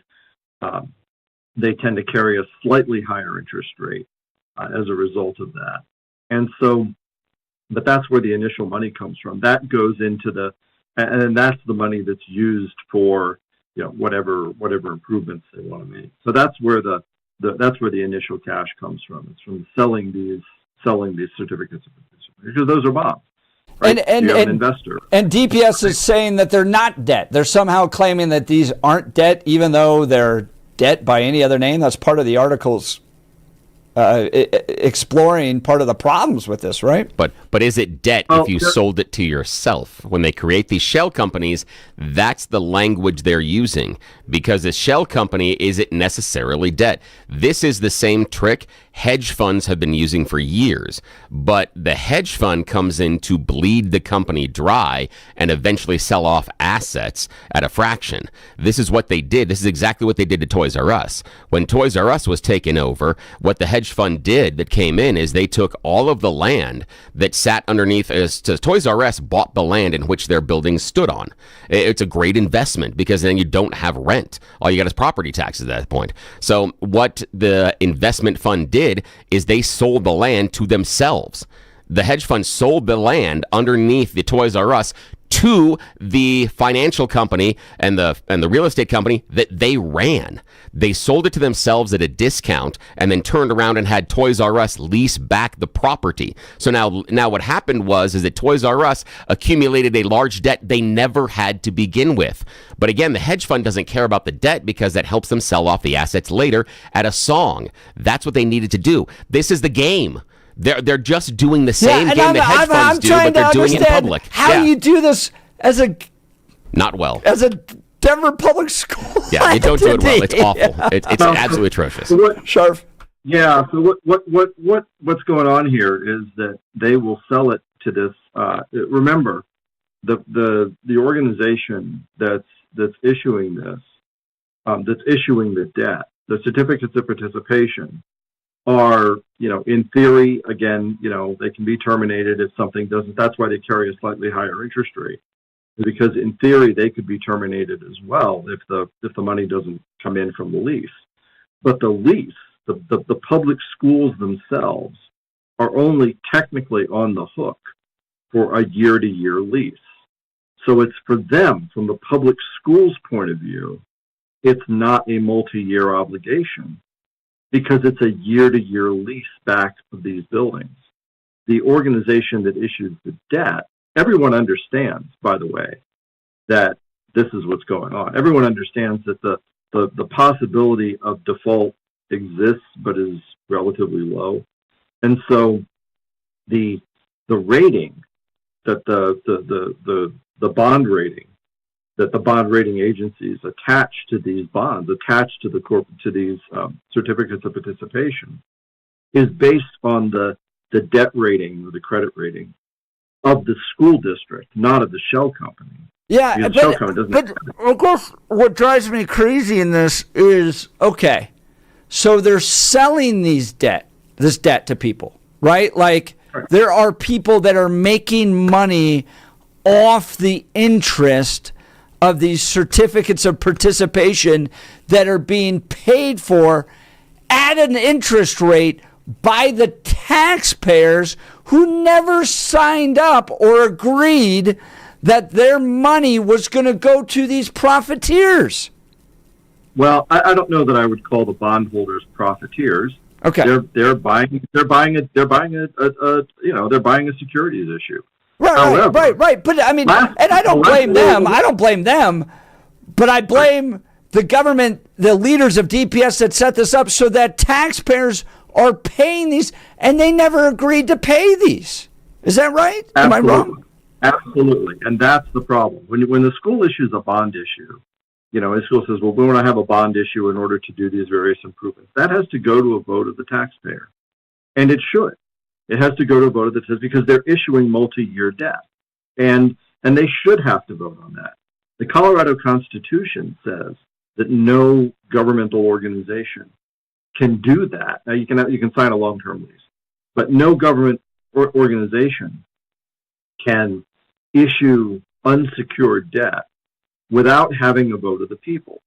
All right. So now, what generally happens? You have a bond issue, and then you have a vote on a tax increase or a continuation of an existing tax in order to fund that. So those are generally revenue bonds.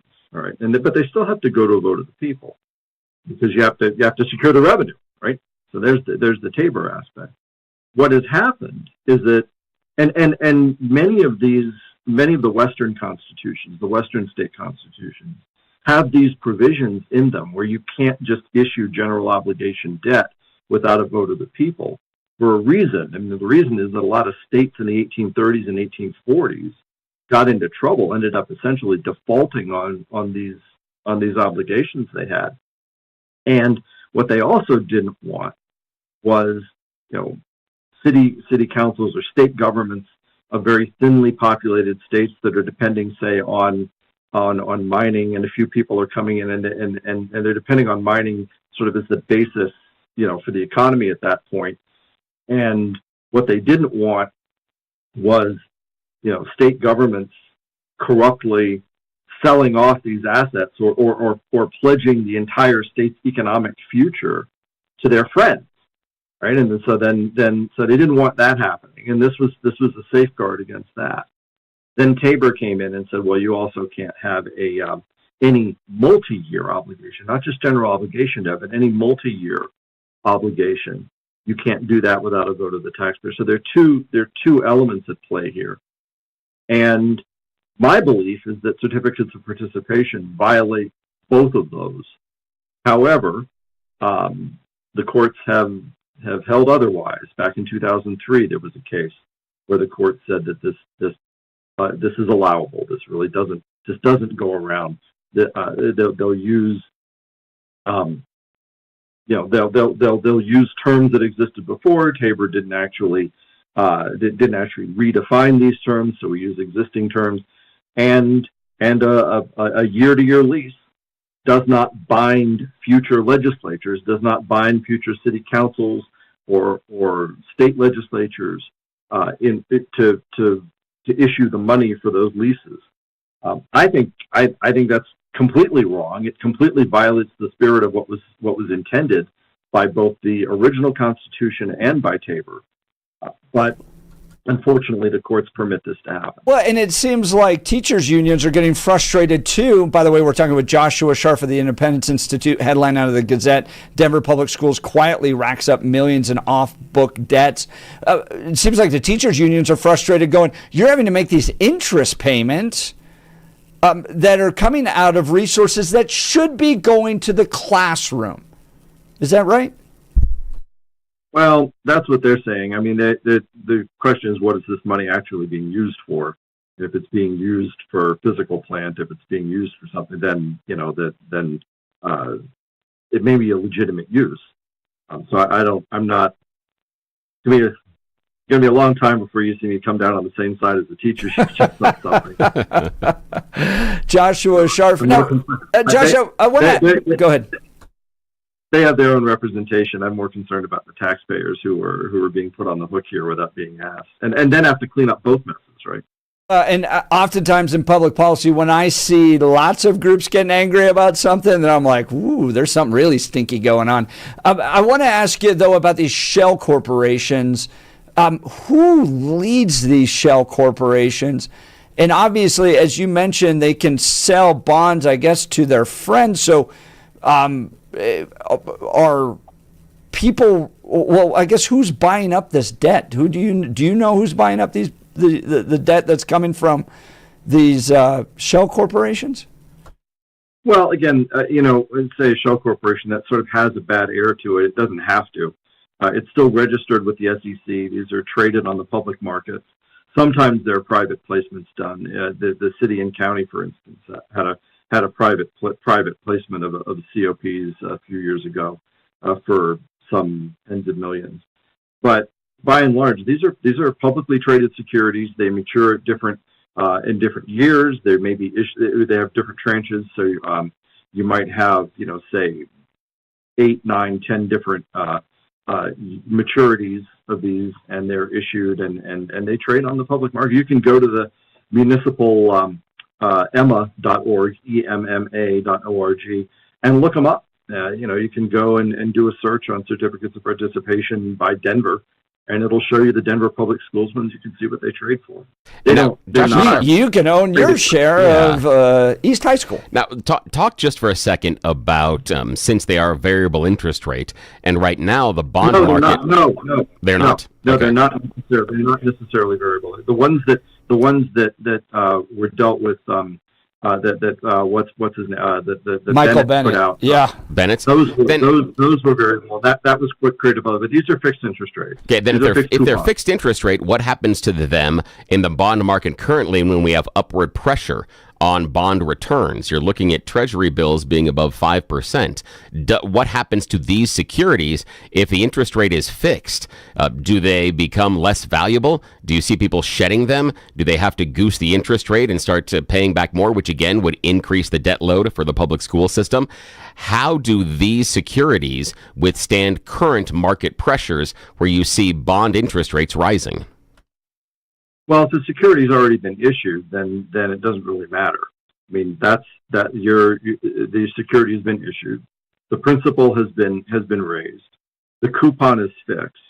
Now, it may trade at a lower it may trade at a lower price if interest rates go up. If you issue a 5% bond, let's say, in a 5% interest rate environment, and then suddenly you find yourself in a 6% interest rate environment, then that bond will trade lower. But you don't care. You've already issued the bond. So it doesn't matter to you. It matters if you want to issue another one. Then you might have to pay a higher interest rate. But the interest rate the bond that's already been issued, the certificates of participation that have already been issued, those are fixed coupon by and large. So it doesn't matter. They may trade lower. It matters to investors, but it doesn't matter to the district. Well, and who agrees to do this? Is it the school board? Is it the superintendent? Who comes together to agree in the issuing of these certificates of participation? Yeah, the superintendent can't do this on his own. This is generally a board decision. I just find it amazing that they knowingly do this outside of the purview of the Colorado taxpayer, out of the Denver City taxpayer, in an effort to generate revenue without being transparent and honest. I mean, that seems to be the gut punch here, is that the taxpayer, and to your point, Joshua Sharf, the taxpayer of the city of Denver, is paying into these to cover them, and was never given the option to even understand what's going on. The stuff seems hidden, buried in school board meetings, and is not transparent. Yeah, and you know what? It ends up being listed on the. It ends up being listed in the comprehensive financial report under long-term obligations. So everyone understands this is a long-term obligation. Everyone understands that it's a multi-year obligation, and the markets treat it that way, and the board treats it, or the accountants treat it that way. Everybody treats it that way when they look at it. So the idea that somehow you're just able to say, well, year to year, in theory, if we wanted to, we could not fund this. Technically, we haven't signed anything where we have to pay this off. We're not on the hook. This shell organization is on the hook, but we're just on the hook for the year-to-year lease. And nobody treats it that way. It's funny in the Denver. I was looking at the Denver preparation. I just sort of went back and looked at the Denver comprehensive financial report. And this is for the city, not for the school district. And they have these things listed along with long-term leases. They have it listed, but they don't break it out. It's available. You can go to, like I say, you can go to the Emma site and find them. But nobody treats this as anything other than a long-term obligation, with, again, the possibility that might not have. So it's priced into a little bit of a higher interest rate. But it's really not. Yeah, that's Joshua Sharf with the Independence Institute. Joshua, last question. You said that this is something that other cities, counties, districts do. How pervasive is it to issue these certificates of participation and keep the taxpayer out of the knowledge of the amount of debt that these communities are racking up? Not so much. I mean, it's all on the public record. The real issue isn't that people don't know about it. The real issue is that they don't have a say. And I mean, does this happen traditionally in other counties? I mean, I'm just not aware of this, but so help me understand the pervasiveness of it. No, it happens. It happens in other counties. Like I say, Westminster was going to do this with a new city hall. We wrote about that a couple of years ago. Denver has got, like I say, has got a bunch of. If you go to almost any other major counties, site and look at their financial reports, they'll have certificates of participation listed. School districts do it all the time, and it's not just here in Colorado. It's done all over the country. But those advocating for taxpayers need to hold our elected officials accountable on this stuff. This shouldn't be as pervasive as it is. Again, the headline coming from the Gazette: Denver Public Schools quietly racking up millions of off-the-books debt. Denver Public Schools transferred the ownership of at least 31 schools to a shell corporation, then leased them back for hundreds of millions of dollars. Joshua, I'm not sure I fully understand it all, as it's so complicated, and I think it's intended to be that way, but I appreciate you taking time to cover this in your writings and explain it a little bit more on our show today. Yes, appreciate thank you. Thank you. Well, we'll have a piece coming out fairly shortly that talks a little bit more about this. So that'll be over. And where can people find that? Colorado. Sorry, Complete Colorado. Yeah, Complete Colorado over at Independence Institute. Complete Colorado Independence Institute. Joshua, thank you again. Excellent. Thank you. Have a great day. Thank you. This, I mean, just the whole practice, right? They know what they're doing. This isn't by accident. This is all about keeping this from the taxpayer. This is about raising free money. It works so well in the hedge fund management group. That's where this is. This is just taking something that works well for these people. It's not about. It works well. Hang on a second. Just what I mean by this. It works well for those people that are running the school, and it works well for those people involved in the shell company. For the average consumer and or taxpayer, it's crap. It does not work well. But for the people that are making the money decisions, that need to move the monies around, yeah, works great for them. Because remember, even these shell corporations have to pay somebody to run them. They have to pay somebody. Right. They have to pay somebody to keep the finances. They have to pay somebody to send out the bills. They have to pay someone to do the actuarial table. So there are external, and so those people, there are external expenses. So those people that are employed by that company are super happy about the fact that they've got this deal. And that fundamentally the school district cannot default on this. Right. I know. Yeah. You think the state will ever let them? No, they'll come in and they'll cut something from us. They'll keep this thing going.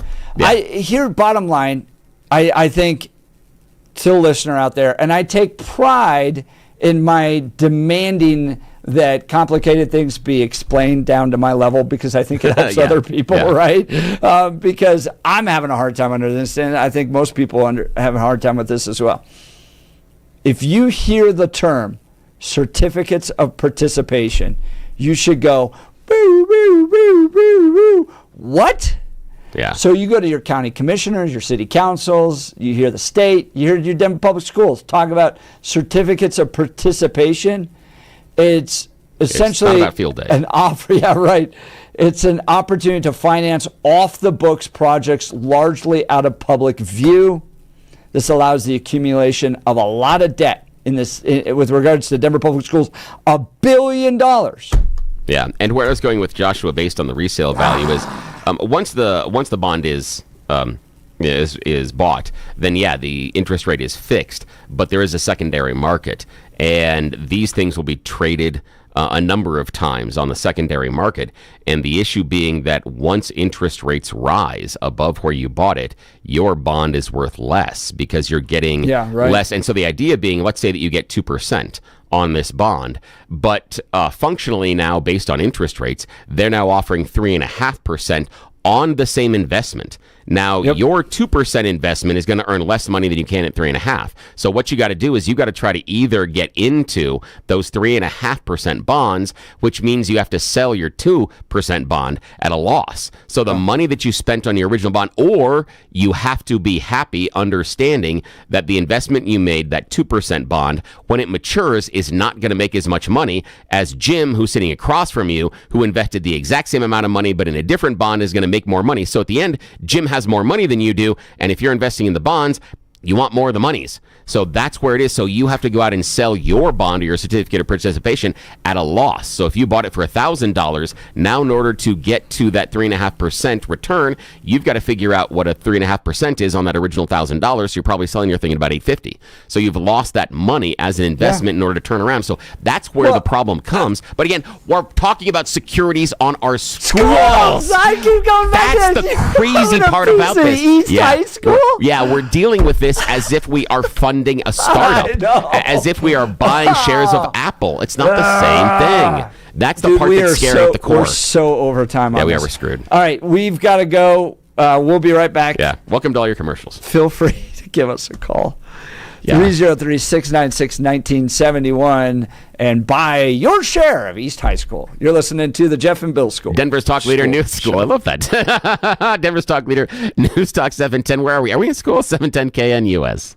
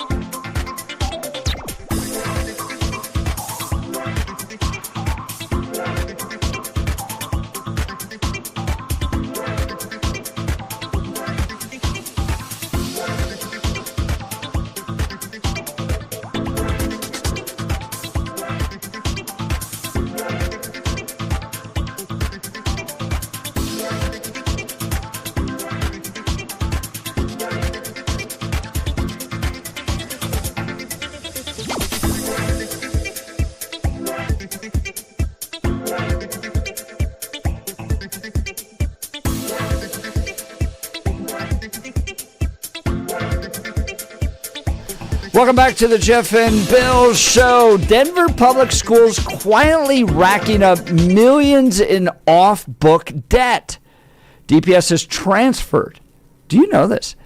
DPS has transferred the ownership of at least 31 schools to shell corporations, which then lease them back for hundreds of millions of dollars. It's a financial scheme called certificates of participation. Now, technically, you can't own a share in East High School, but you can own a share of the or bond that makes up. I mean, they've gotten so complicated. But bottom line, the point of all of this, hide it from the taxpayer, rack up debt. We don't have to go and follow the Tabor rules.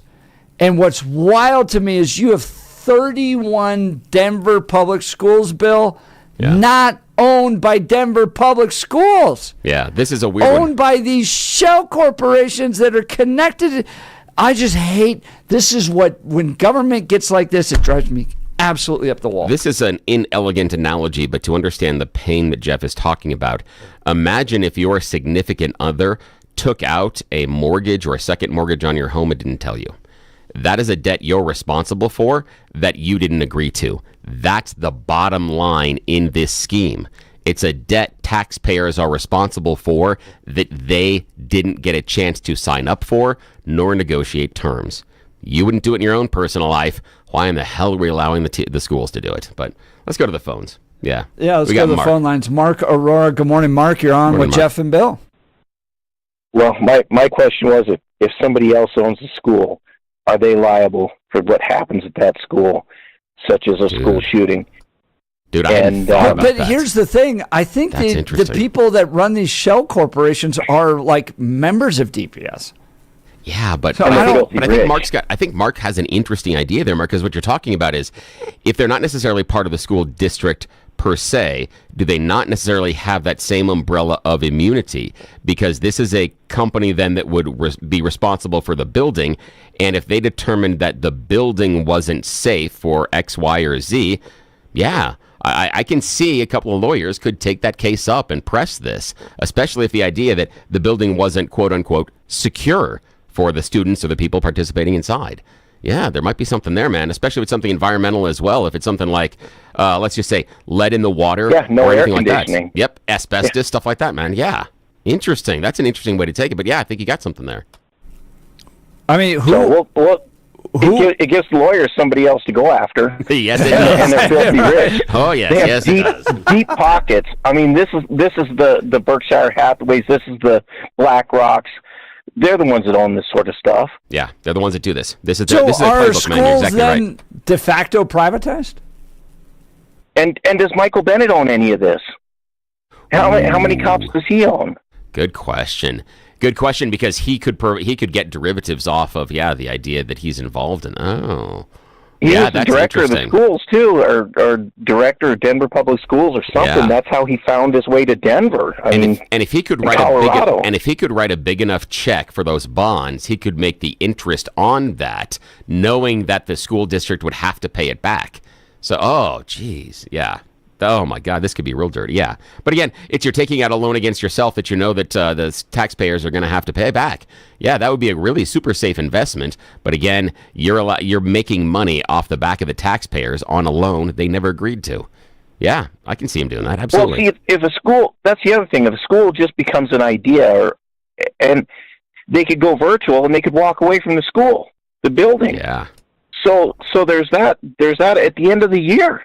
Because it's only a year-to-year obligation, so they, without notice, could say, "Bye," and we're going online, or a school that the demographic has shifted, the population is age has shifted, where there's only 100 students at the school, like what Colfax Elementary was. Yeah, I didn't think they could about walk that. away from it and say, "Take it, buddy." Yeah, I almost said that in Spanish, and it's not a happy. No, I like the idea The that way it comes out in those Spanish schools is that are going to different. be those schools are going to be closed down because we've got and I appreciate the phone call, Mark, but that's interesting. The idea of a school that is dwindling population. We've seen schools in DPS be closed down. What happens if there are bonds that sit out on that school? This is such a mess. Thanks, Mark. This Thanks. is such a Wow. mess, and it should just It's a be our huge local mess. neighborhood schools. Yeah, this is a huge mess. Unbelievable. All right, we'll continue. You're listening to Jeff and Bill. This is 710 KNUS.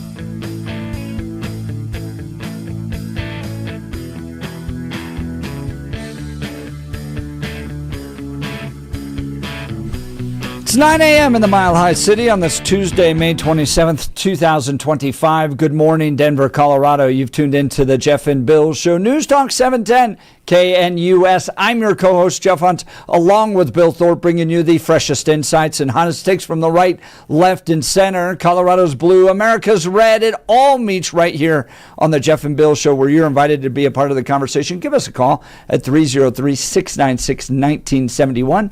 Text us on the Dan Caplis Law text line at 720-819-5115, 720-819-5115. This weekend was the 5-year anniversary of George Floyd's death. And New York Times has an article about how the Black Lives Matter movement has faced a backlash. I wonder if that's the right term to use with BLM. We're now 5 years removed from BLM. Does or did Black Lives Matter matter? Did it improve the lives of black people? They took in tens of millions of dollars. And did they actually work at improving the lives of black people? Even what I found, Bill, was interesting about this article was it's kind of a let's move on from BLM article. Yeah. It is not a 5-year celebration of all these lives changed as a result of the work of Black Lives Matter. And in fact, Bill, I even put into ChatGPT. I didn't want to go to Grok. Yeah. Because I know it skews a little bit Elon Musky. Yeah. So I went to ChatGPT and I was just like, would a donation to BLM be a wise donation? Oh, interesting. And even ChatGPT was like, yeah, let's talk about some of the transparency problems with BLM. And that's what it ran into, right? BLM faced criticism for lack of transparency regarding its finances. It raised $90 million in 2020. And then you had a whole series of property purchases that were questionable. In 2022, BLM purchased a 6,6,500 square foot property in Southern California with donated funds. The purchase raised questions about its purpose, transparency. It was supposed to be a kind of gathering for black artists and a black artist fellowship and a safe house.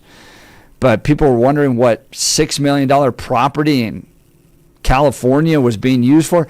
$8 million Toronto mansion that was purchased. And then allegations around siphoning $10 million for personal use. So even ChatGPT was raised to go, why don't you send that money to another organization that may better use it? So after the tens of millions of dollars that was spent for Black Lives Matter, did the lives of black people improve? 5 years removed now from the height of BLM, did Black Lives Matter? Give us a call. Join the conversation. 303-696-1971 or text us on the Dan Caplis Law text line 720-819-5115. I also want to get into, if you remember, this report that was done by the University of Colorado Boulder, that when police were pulled back as a result of BLM and the defund police movement, lives for black people, particularly inner city Denver neighborhoods, got worse. Did it actually have the opposite of its intended result? We'll get to that and more in the 9 o'clock hour. And now it's time for News and Comment with Blake Olson. Blake Olson. Blake Olson, News and Comment. Good morning. It's Tuesday, 52, partly cloudy in Denver. Expecting a high of 75 today. The 7-10 5-day forecast is coming up. Our top story, fog this morning, causing some challenges at DIA. Hundreds of flights have been delayed. If you have a flight, make sure you check ahead. Investigators are looking into a possible lightning strike of a Southwest airplane that landed at DIA Sunday night. Megan Quinlan says she was in a window seat right next to where the lightning hit the plane. It was just this big flash of like a white big bolt that flashed outside of the window, and I just jumped. Yeah, I would too. Wow. The flight was arriving in Denver from Tampa.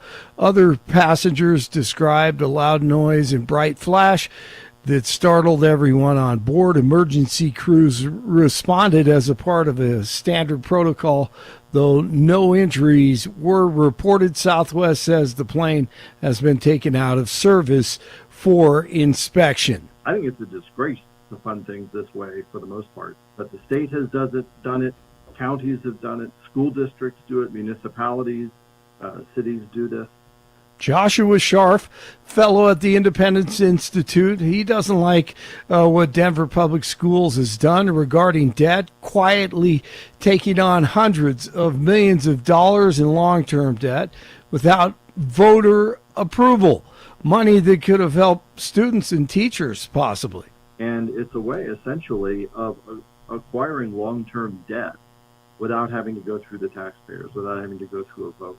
Essentially, according to the Colorado Constitution, you're supposed to, if you acquire any long-term debt that's unsecured, you're supposed to, or general obligation debt, you're supposed to go to a vote of the people for that. And so what's happened is that in order to get around this, these various public entities take assets. So they'll take, for instance, they'll set up a shell corporation. They'll set up a special purpose entity, and they will then sell that entity or sell the buildings to the entity for like $1, for some nominal amount. So people don't have a say in the big shell game, transfer the schools to shell corporations and then buy them back. Nothing to see here. No transparency at all. Great message to send to young people, no accountability. Harvard is going to, speaking of no accountability, Harvard is going to have its remaining federal contracts canceled by the Trump administration. That's according to multiple reports, which said a letter is being sent to federal agencies on Tuesday. It comes as the DJT administration has accused Harvard of racial discrimination in its admissions process and hiring, as well as not doing enough to end anti-Semitism on campus. Only 2 of the 10 inmates who broke out of a New Orleans jail earlier this month remain on the loose. The Louisiana Attorney General announced the arrest of 3 more of the inmates last night. Several people have been arrested for helping the escapees. A former Virginia sheriff convicted of federal bribery charges is receiving a pardon from 47. Former Culpeper County Sheriff Scott Jenkins was found guilty in December and was to begin serving a 10-year prison sentence today.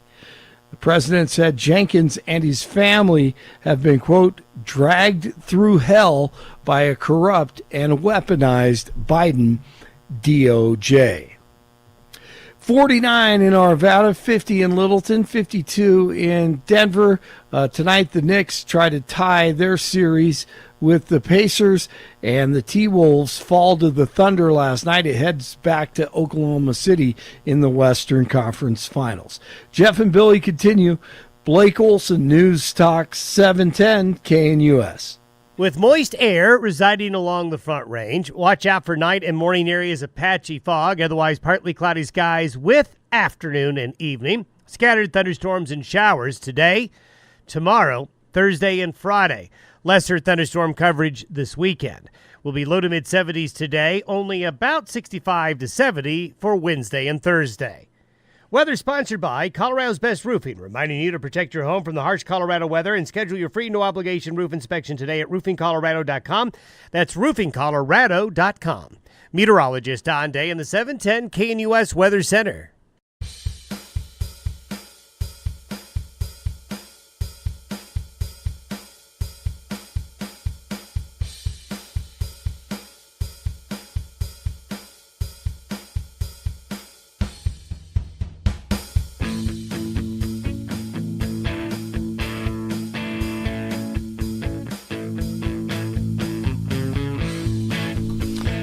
All right, lots to talk about. The 5-year anniversary of Black Lives Matter and the death of George Floyd was over the weekend, and I'm a little surprised at the silence of it all. 5 years. I mean, if you remember what it was like that weekend or the 2-3 weeks following the death of George Floyd, I mean, every organization in the country was releasing statements. Everyone. I mean, it was like the pressure. If you didn't, you hated black people. And so everybody's putting out all of these statements. And then Black Lives Matter starts to kind of rise on the scene. And I had actually gone and read what Black Lives Matter stood for. So I never supported it. But the amount of friends, particularly like college friends, that I lost over BLM was wild, because there was like a fever about it. And when I read BLM's actual entity, like organizing documents, right, where it said, we disrupt the Western prescribed nuclear family structure requirement by supporting each other as extended families in villages that collectively care for one another, especially our children, to the degree that mothers, parents, and children are comfortable. It seemed to me like it was far more Marxist in its thinking than just standing for trying to improve black lives. And then you had all the scandal that took place with the finance issues that I just previously read, where you had the purchasing of these homes in Los Angeles and California, and then IRS filings revealing significant payments to individual family members. And at this point, if you go to ChatGPT, which is no bastion of conservative thought, and just type in, is a donation to BLM a wise donation? They basically say no without directly saying no. Okay? They say, well, due to some of its transparency issues, we recommend you research other organizations that may help alleviate racial disparities or those types of things. Back in 2024, the University of Colorado looked at what happened in the city of Denver in light of the pullback in policing that took place around the murder of George Floyd, defund the police, BLM, and found that there were crime increases across a lot of Denver neighborhoods after police cut their presence in half in 2020. The median neighborhood experienced 4 additional violent crimes and 70 additional property crimes as a result of that. So let's just go back to what this was all about, right? So George Floyd, knee on the neck, dies. Was it drug related? Was it police related? All that stuff's debated. It results in the elevation of Black Lives Matter, of defund the police. The result of that was you end up with an entity that, by no analysis that I see, improved the lives of black people. And they spent over $100 million. How did it improve the lives of black people? You end up with neighborhoods that are now dealing with worse crime as a result of the pullback of the policing. So 5 years in, And this is my question to our listeners. Did Black Lives Matter? Or was it a scam? Was it an effort to try to generate something good that didn't deliver on it? When you look back now, 5 years removed from everything that happened around George Floyd, is our country better? Our communities better? Is racial disparities or the racial tensions better 5 years later? Bill, what are your thoughts? We've talked about this before, and I've brought up a number of times that often we let the perfect be the enemy of the good. And I believe that Black Lives Matter is a great case study on that, because we remember the origins about George Floyd, but as you outlined, the purposes of Black Lives Matter. If you go back to that description of what Black Lives Matter hopes to accomplish, there really isn't anything referring back to the cause, which is George Floyd and police violence inside a particular community. From where I sit, that's the mistake. That is the original sin of Black Lives Matter, and I'm using it on purpose. I believe their original sin was deciding, rather than addressing X, we are going to reset the culture. No, that's a huge overarching goal. And when you see inside their descriptions and their goals, when they're setting up things like they're buying a multi-million-dollar property, and while that may be laudable for artists or whoever to get together inside of California, inside an area, that doesn't deal at all with the issue of George Floyd, what happened with the police presence, and how George Floyd was restrained that day. Doesn't do a single thing on that one. And neither, to my understanding, does the purchase the property in Toronto.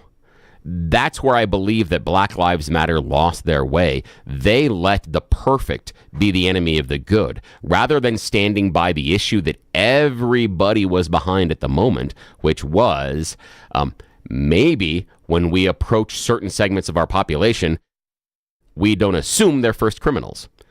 We assume they're individuals and then decide if they're criminals. And we have this, and I will, jump on this as many times as I can because it still pisses me off tremendously. But when we go back to Elijah McClain, remember, the original disturbance call on Elijah McClain is a black kid who's weird walking down the street. Not an observed crime. Not him looking like he's going to commit a crime. But he's a weird kid flapping his arms and he's wearing a mask and he's walking down the street. Something that would have been perfectly acceptable if he had a lighter shade of skin tone, but the person who called specifically outlines the race.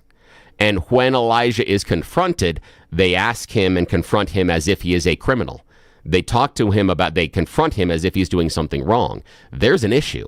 And if Black Lives Matter would have talked about the idea of how we interact in the populations, and I do believe that there has been a decrease from what I've seen in percentages of times in which police officers across the country have interacted with black and minority populations, and we've ended up with less things like George Floyd, less death at the end of it for someone that may not necessarily have been guilty of a crime. And that's okay. The whole larger point when they're trying to change the culture, they're overstepping it. If they would have focused on the idea of policing and how that goes, the whole idea of defunding the police, phenomenally stupid. That may be one of the dumbest political campaign slogans I have ever heard in my entire life. And I've heard a lot of stupid ones. And that's ridiculous because we're not going to defund the police. But again, that changed where Black Lives Matter was going after. That's a larger cultural change rather than dealing with the causation. And that's where Black Lives Matter spun out. If it would have focused, and where it focused, on the interactions of police with minority populations, it has some functionality and has produced some positives. Outside of that, I see large negatives, and I see a lot of cultural blowback as well. So let's look at deaths here. And I'll give you the statistics on black people being shot to death by police here in just a second, because these numbers are going to be very interesting to you. Let's talk, friends, real quickly about the Colorado Farm Bureau. Whether you pulled out your skis or snowmobiles this last winter, it was a great year for winter fun, but the snow means even more to Colorado agriculture. And I want you to know that our state's farmers and ranchers are doing their part to protect future water resources. The people of Colorado agriculture always have conservation, efficiency, and reuse top of mind when it comes to water use.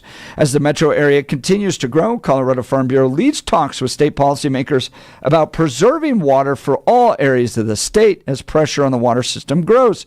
It's going to take all of us to find a solution. My friends at the Colorado Farm Bureau are leaders in water conservation, water policy. They understand how to balance water for crops and water for families, and they're doing more with less. You can do your part. Join the great people. They're implementing good policy with regards to water in our state by going to coloradofarmbureau.com. That's coloradofarmbureau.com to join them. Okay, so here's the sad, oh man, all of this is hard. But 2021 was the deadliest year for officers killed in American history. Okay, here was 2020, 31 officers killed. Then the year following, BLM, George Floyd, all that stuff, 73 officers are killed. Okay, so you end up with and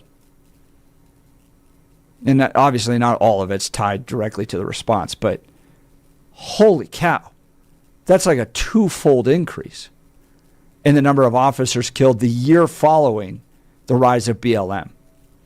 Then 2022, 42 officers killed. 2023, 46. 2024, 54. Okay? But if the point of Black Lives Matter was to reduce black people being shot to death by police officers, they failed in that capacity. So it goes down a little bit in the years following. So the year of 2020, the year that this all happens, 243 deaths. These are black people killed, shot to death by police officers in the United States. Goes down to 233 in 2021. 2022 drops down to 225. Then 2023 goes up to 249, and last year 248. So 243 in 2020, last year 248. There's been an increase in black people that have died at the hands of police officers. You had a twofold increase in the number of officers killed in the year after BLM. So sitting 5 years removed. Bill, I think you're exactly right in the sense that a lot of that stuff that we talked about, the homes being bought, had nothing to do with it. But when I look at what our country has gone through in 5 years, I don't see any improvement. The only thing that's happened, it seems to me, is we have body cameras now that prevent the Michael Brown type of situation. Was it Michael Brown? Oh, no. Who was the guy out of Ferguson? The guy that, I think it was Michael Brown, right? Is that the radio guy? Or is that Michael Brown is a radio guy? Yeah. I'd have to look. Or is it the guy that kicked off Ferguson, all the riots in Missouri and stuff like that. So the only change that seems to have happened is now cops all have body cameras, so you're not getting these unsubstantiated claims of police brutality anymore. You have more police officers dead. You have more black people dead, and a pathetic acknowledgement of George Floyd and BLM in the New York Times. Even the New York Times going, we can't really justify what happened over the last 5 years. Yeah. And in part for me, it's because Black Lives Matter lost their core reason for existing. They wanted to enact a larger cultural change. And as soon as you saw the leaders of Black Lives Matter coming out there talking about this larger cultural change that had to take place, I felt that you knew things were going to fall apart rather quickly, because that's not the kind of thing that this movement can do. and you can go back to things through the civil rights movement, is that there was an incrementalism as far as we need to change this, and then we're going to change this, and then we're going to change this. It is a long road, and I believe that Black Lives Matter tried to do, like, when you're playing Candyland and you get the shortcuts. That's what they were doing. They were pulling the card that all of a sudden got them to jump ahead in the game. And that's what they were trying to play for. And as soon as they started talking about these larger cultural shifts, while some in our audience will be open to those ideas, some will push back against them, that's not the reason for it existing. And that's where they lost their way. And we can talk about, causal reasons for what happened in 2021 as far as officers. And we also should talk about the idea that even with Black Lives Matter, yes, there was a dip in individuals that had, fatal encounters with the police, but it's risen back up to where the mean is right now. And you'd have to ask, is that because crime increases? Is there, but at the core, either way, I feel that as soon as we went with defund the police, we never had the issue of dealing with the policies and procedures to begin with. And again, I will always go back to what we saw with Elijah McClain, is that he is a young, thin black man who, yes, is wearing a ski mask, but hasn't been reported, or there's been nothing reported to the police about him committing a crime or attempting to commit a crime. But they put their hands on him inside of 60 seconds. That escalates the encounter in a way that makes it very problematic. There's no sort of procedure inside of outline of contacting anybody who has not been accused of a crime that you are going to go kinetic on them inside of 60. In fact, I believe they grabbed him the first 35 seconds.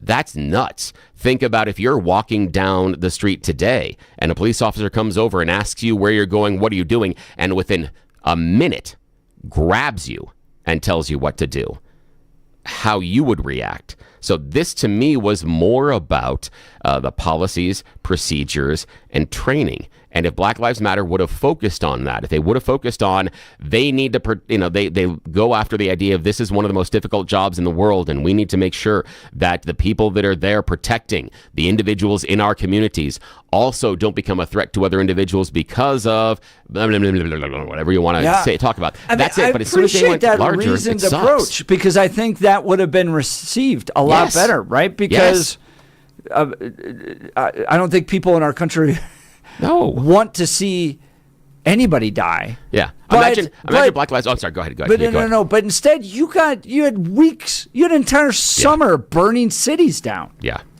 Yes. And when the people with Black Lives Matter didn't step out and say, stop this immediately, in my mind, they also eroded their moral authority, because you can't sit there and say, we are upset about this lawlessness, but we're going to accept this in the furtherance of our goals. I understand why some people say that's okay, but them coming out and saying, no, stop burning these things down because these are our communities are going to have to rebuild these. But imagine all that money that they raised if they would have come in and said, we are now going to pay for the body cameras for this.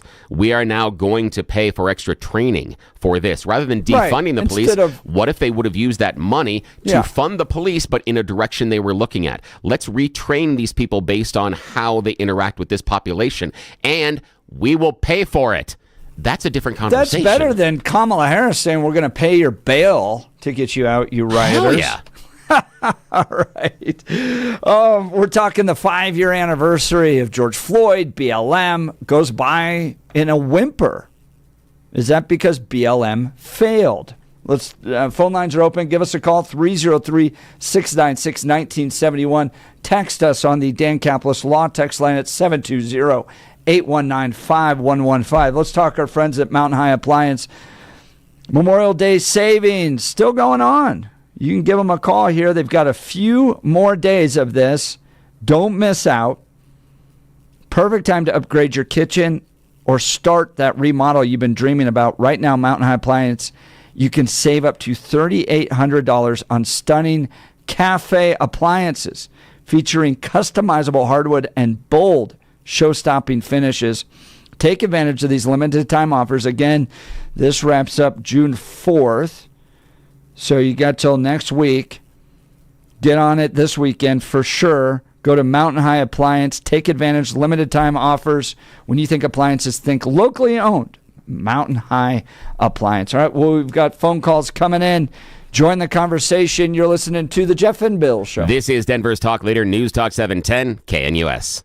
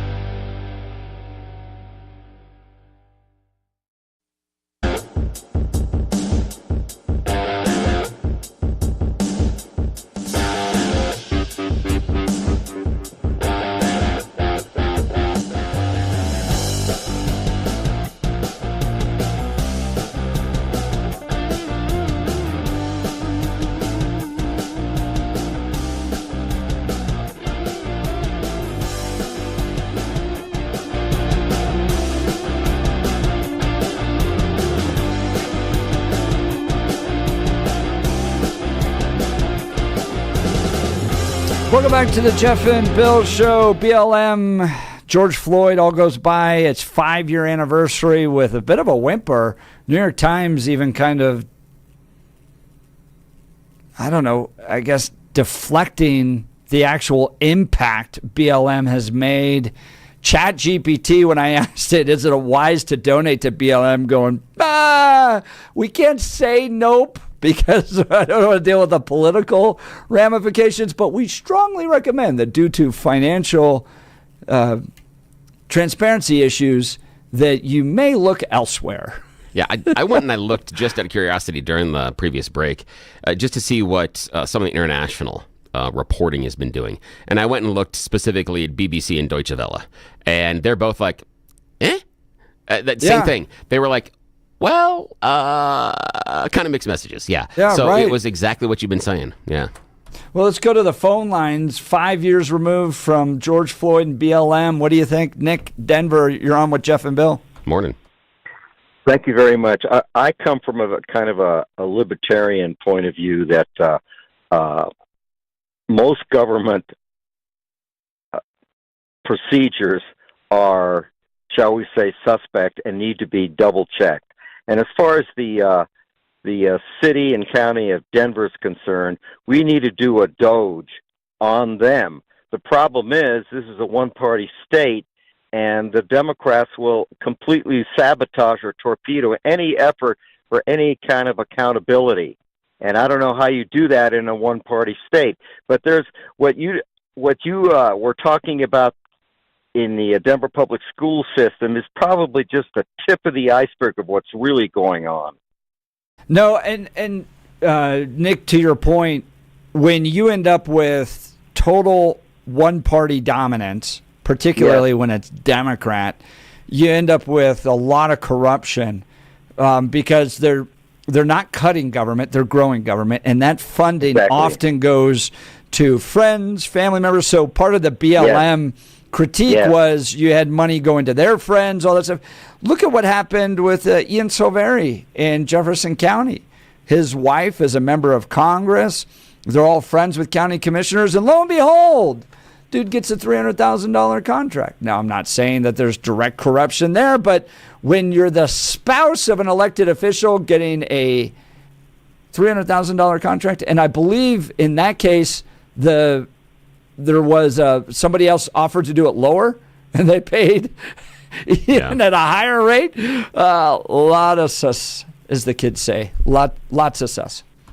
But the thing is, unless you change the legal landscape and make this kind of stuff illegal, it's nothing's going to happen if you have a one-party rule because they're going to block any effort of accountability. It's that simple. So I don't know how you get you kind of break the log jam. I don't know how you do that. Nick, would you offer the same critique right now for our U.S. government because the GOP holds the White House and both houses of Congress?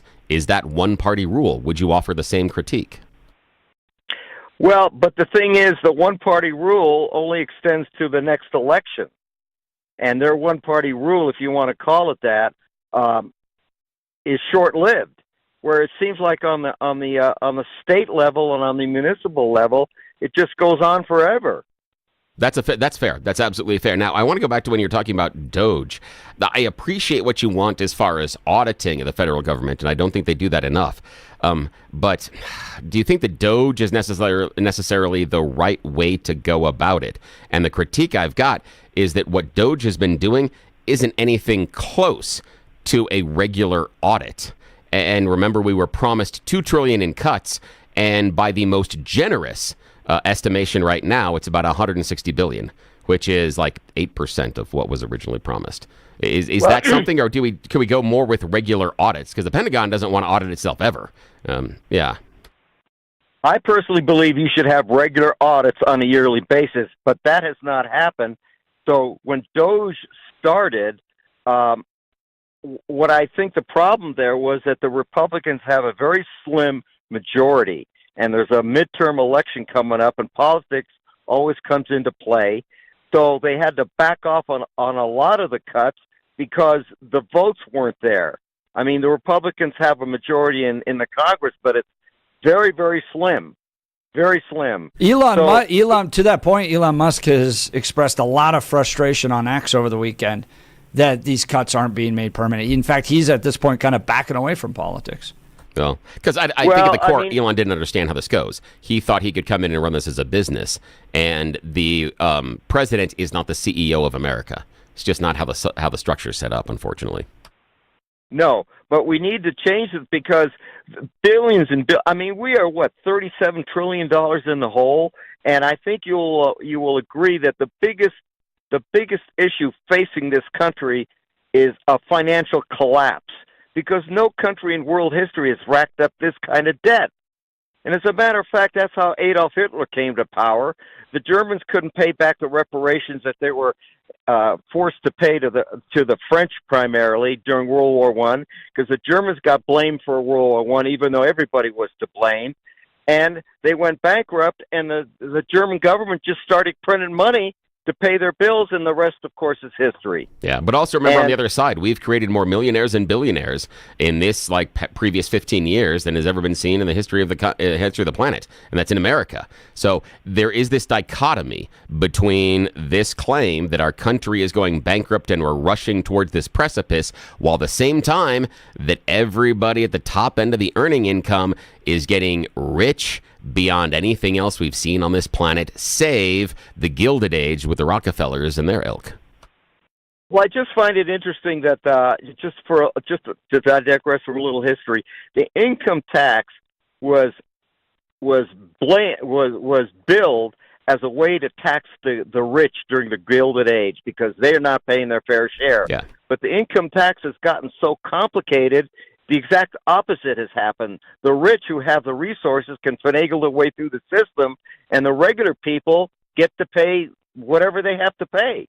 Yeah, and the rich people are most oftentimes, and thanks for the call, Nick, those individuals that are also helping make the laws. It's odd to see how, Nancy Pelosi, for all of her ideas behind being a progressive and wanting to make sure the little guy has their shot, hasn't done anything about stock trades inside of Congress, because I'll tell you, her husband has been market timing like nobody else out there. And I appreciate the phone call, Nick, and that's part of it. But she hasn't been complaining at all. Oddly enough, that's nothing that she's worried about. All right, let's talk Dan Caplis. Dan Caplis Law. I had a friend outreach to me with regards to needing some help from Dan. Over the weekend, Dan responded. Over the weekend, Dan was on it within minutes. This guy delivers. He delivers justice for the people of Colorado. Son of a police officer, a former seminarian, 40 years of helping people who are hurt in serious motor vehicle crashes. Dan is believed to be the only lawyer in Colorado history to win 5 straight multi-million-dollar verdicts in Colorado crash cases. Dan is also believed to have won the largest truck crash verdict in Colorado history. Dan Caplis Law is so trusted, he's the official law firm partner of the Denver Nuggets and the Colorado Avalanche. I'm not sure he sleeps. Dan Caplis is like Batman, getting justice all across the city for people hurt in serious motor vehicle crashes. Dan Caplis Law is a serious firm for serious cases. Dan accepts righteous injury cases on a percentage fee basis so that he can represent good people from all walks of life without regard to ability to pay.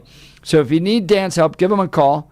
Phone number is 303-770-5551, 303-770-5551, or hit dancaplisLaw.com. That's Dan, C-A-P-L-I-S Law.com. We'll continue with your phone calls and texts. You're listening to The Jeff and Bill Show. This is Denver's Talk Leader, News Talk 710 KNUS.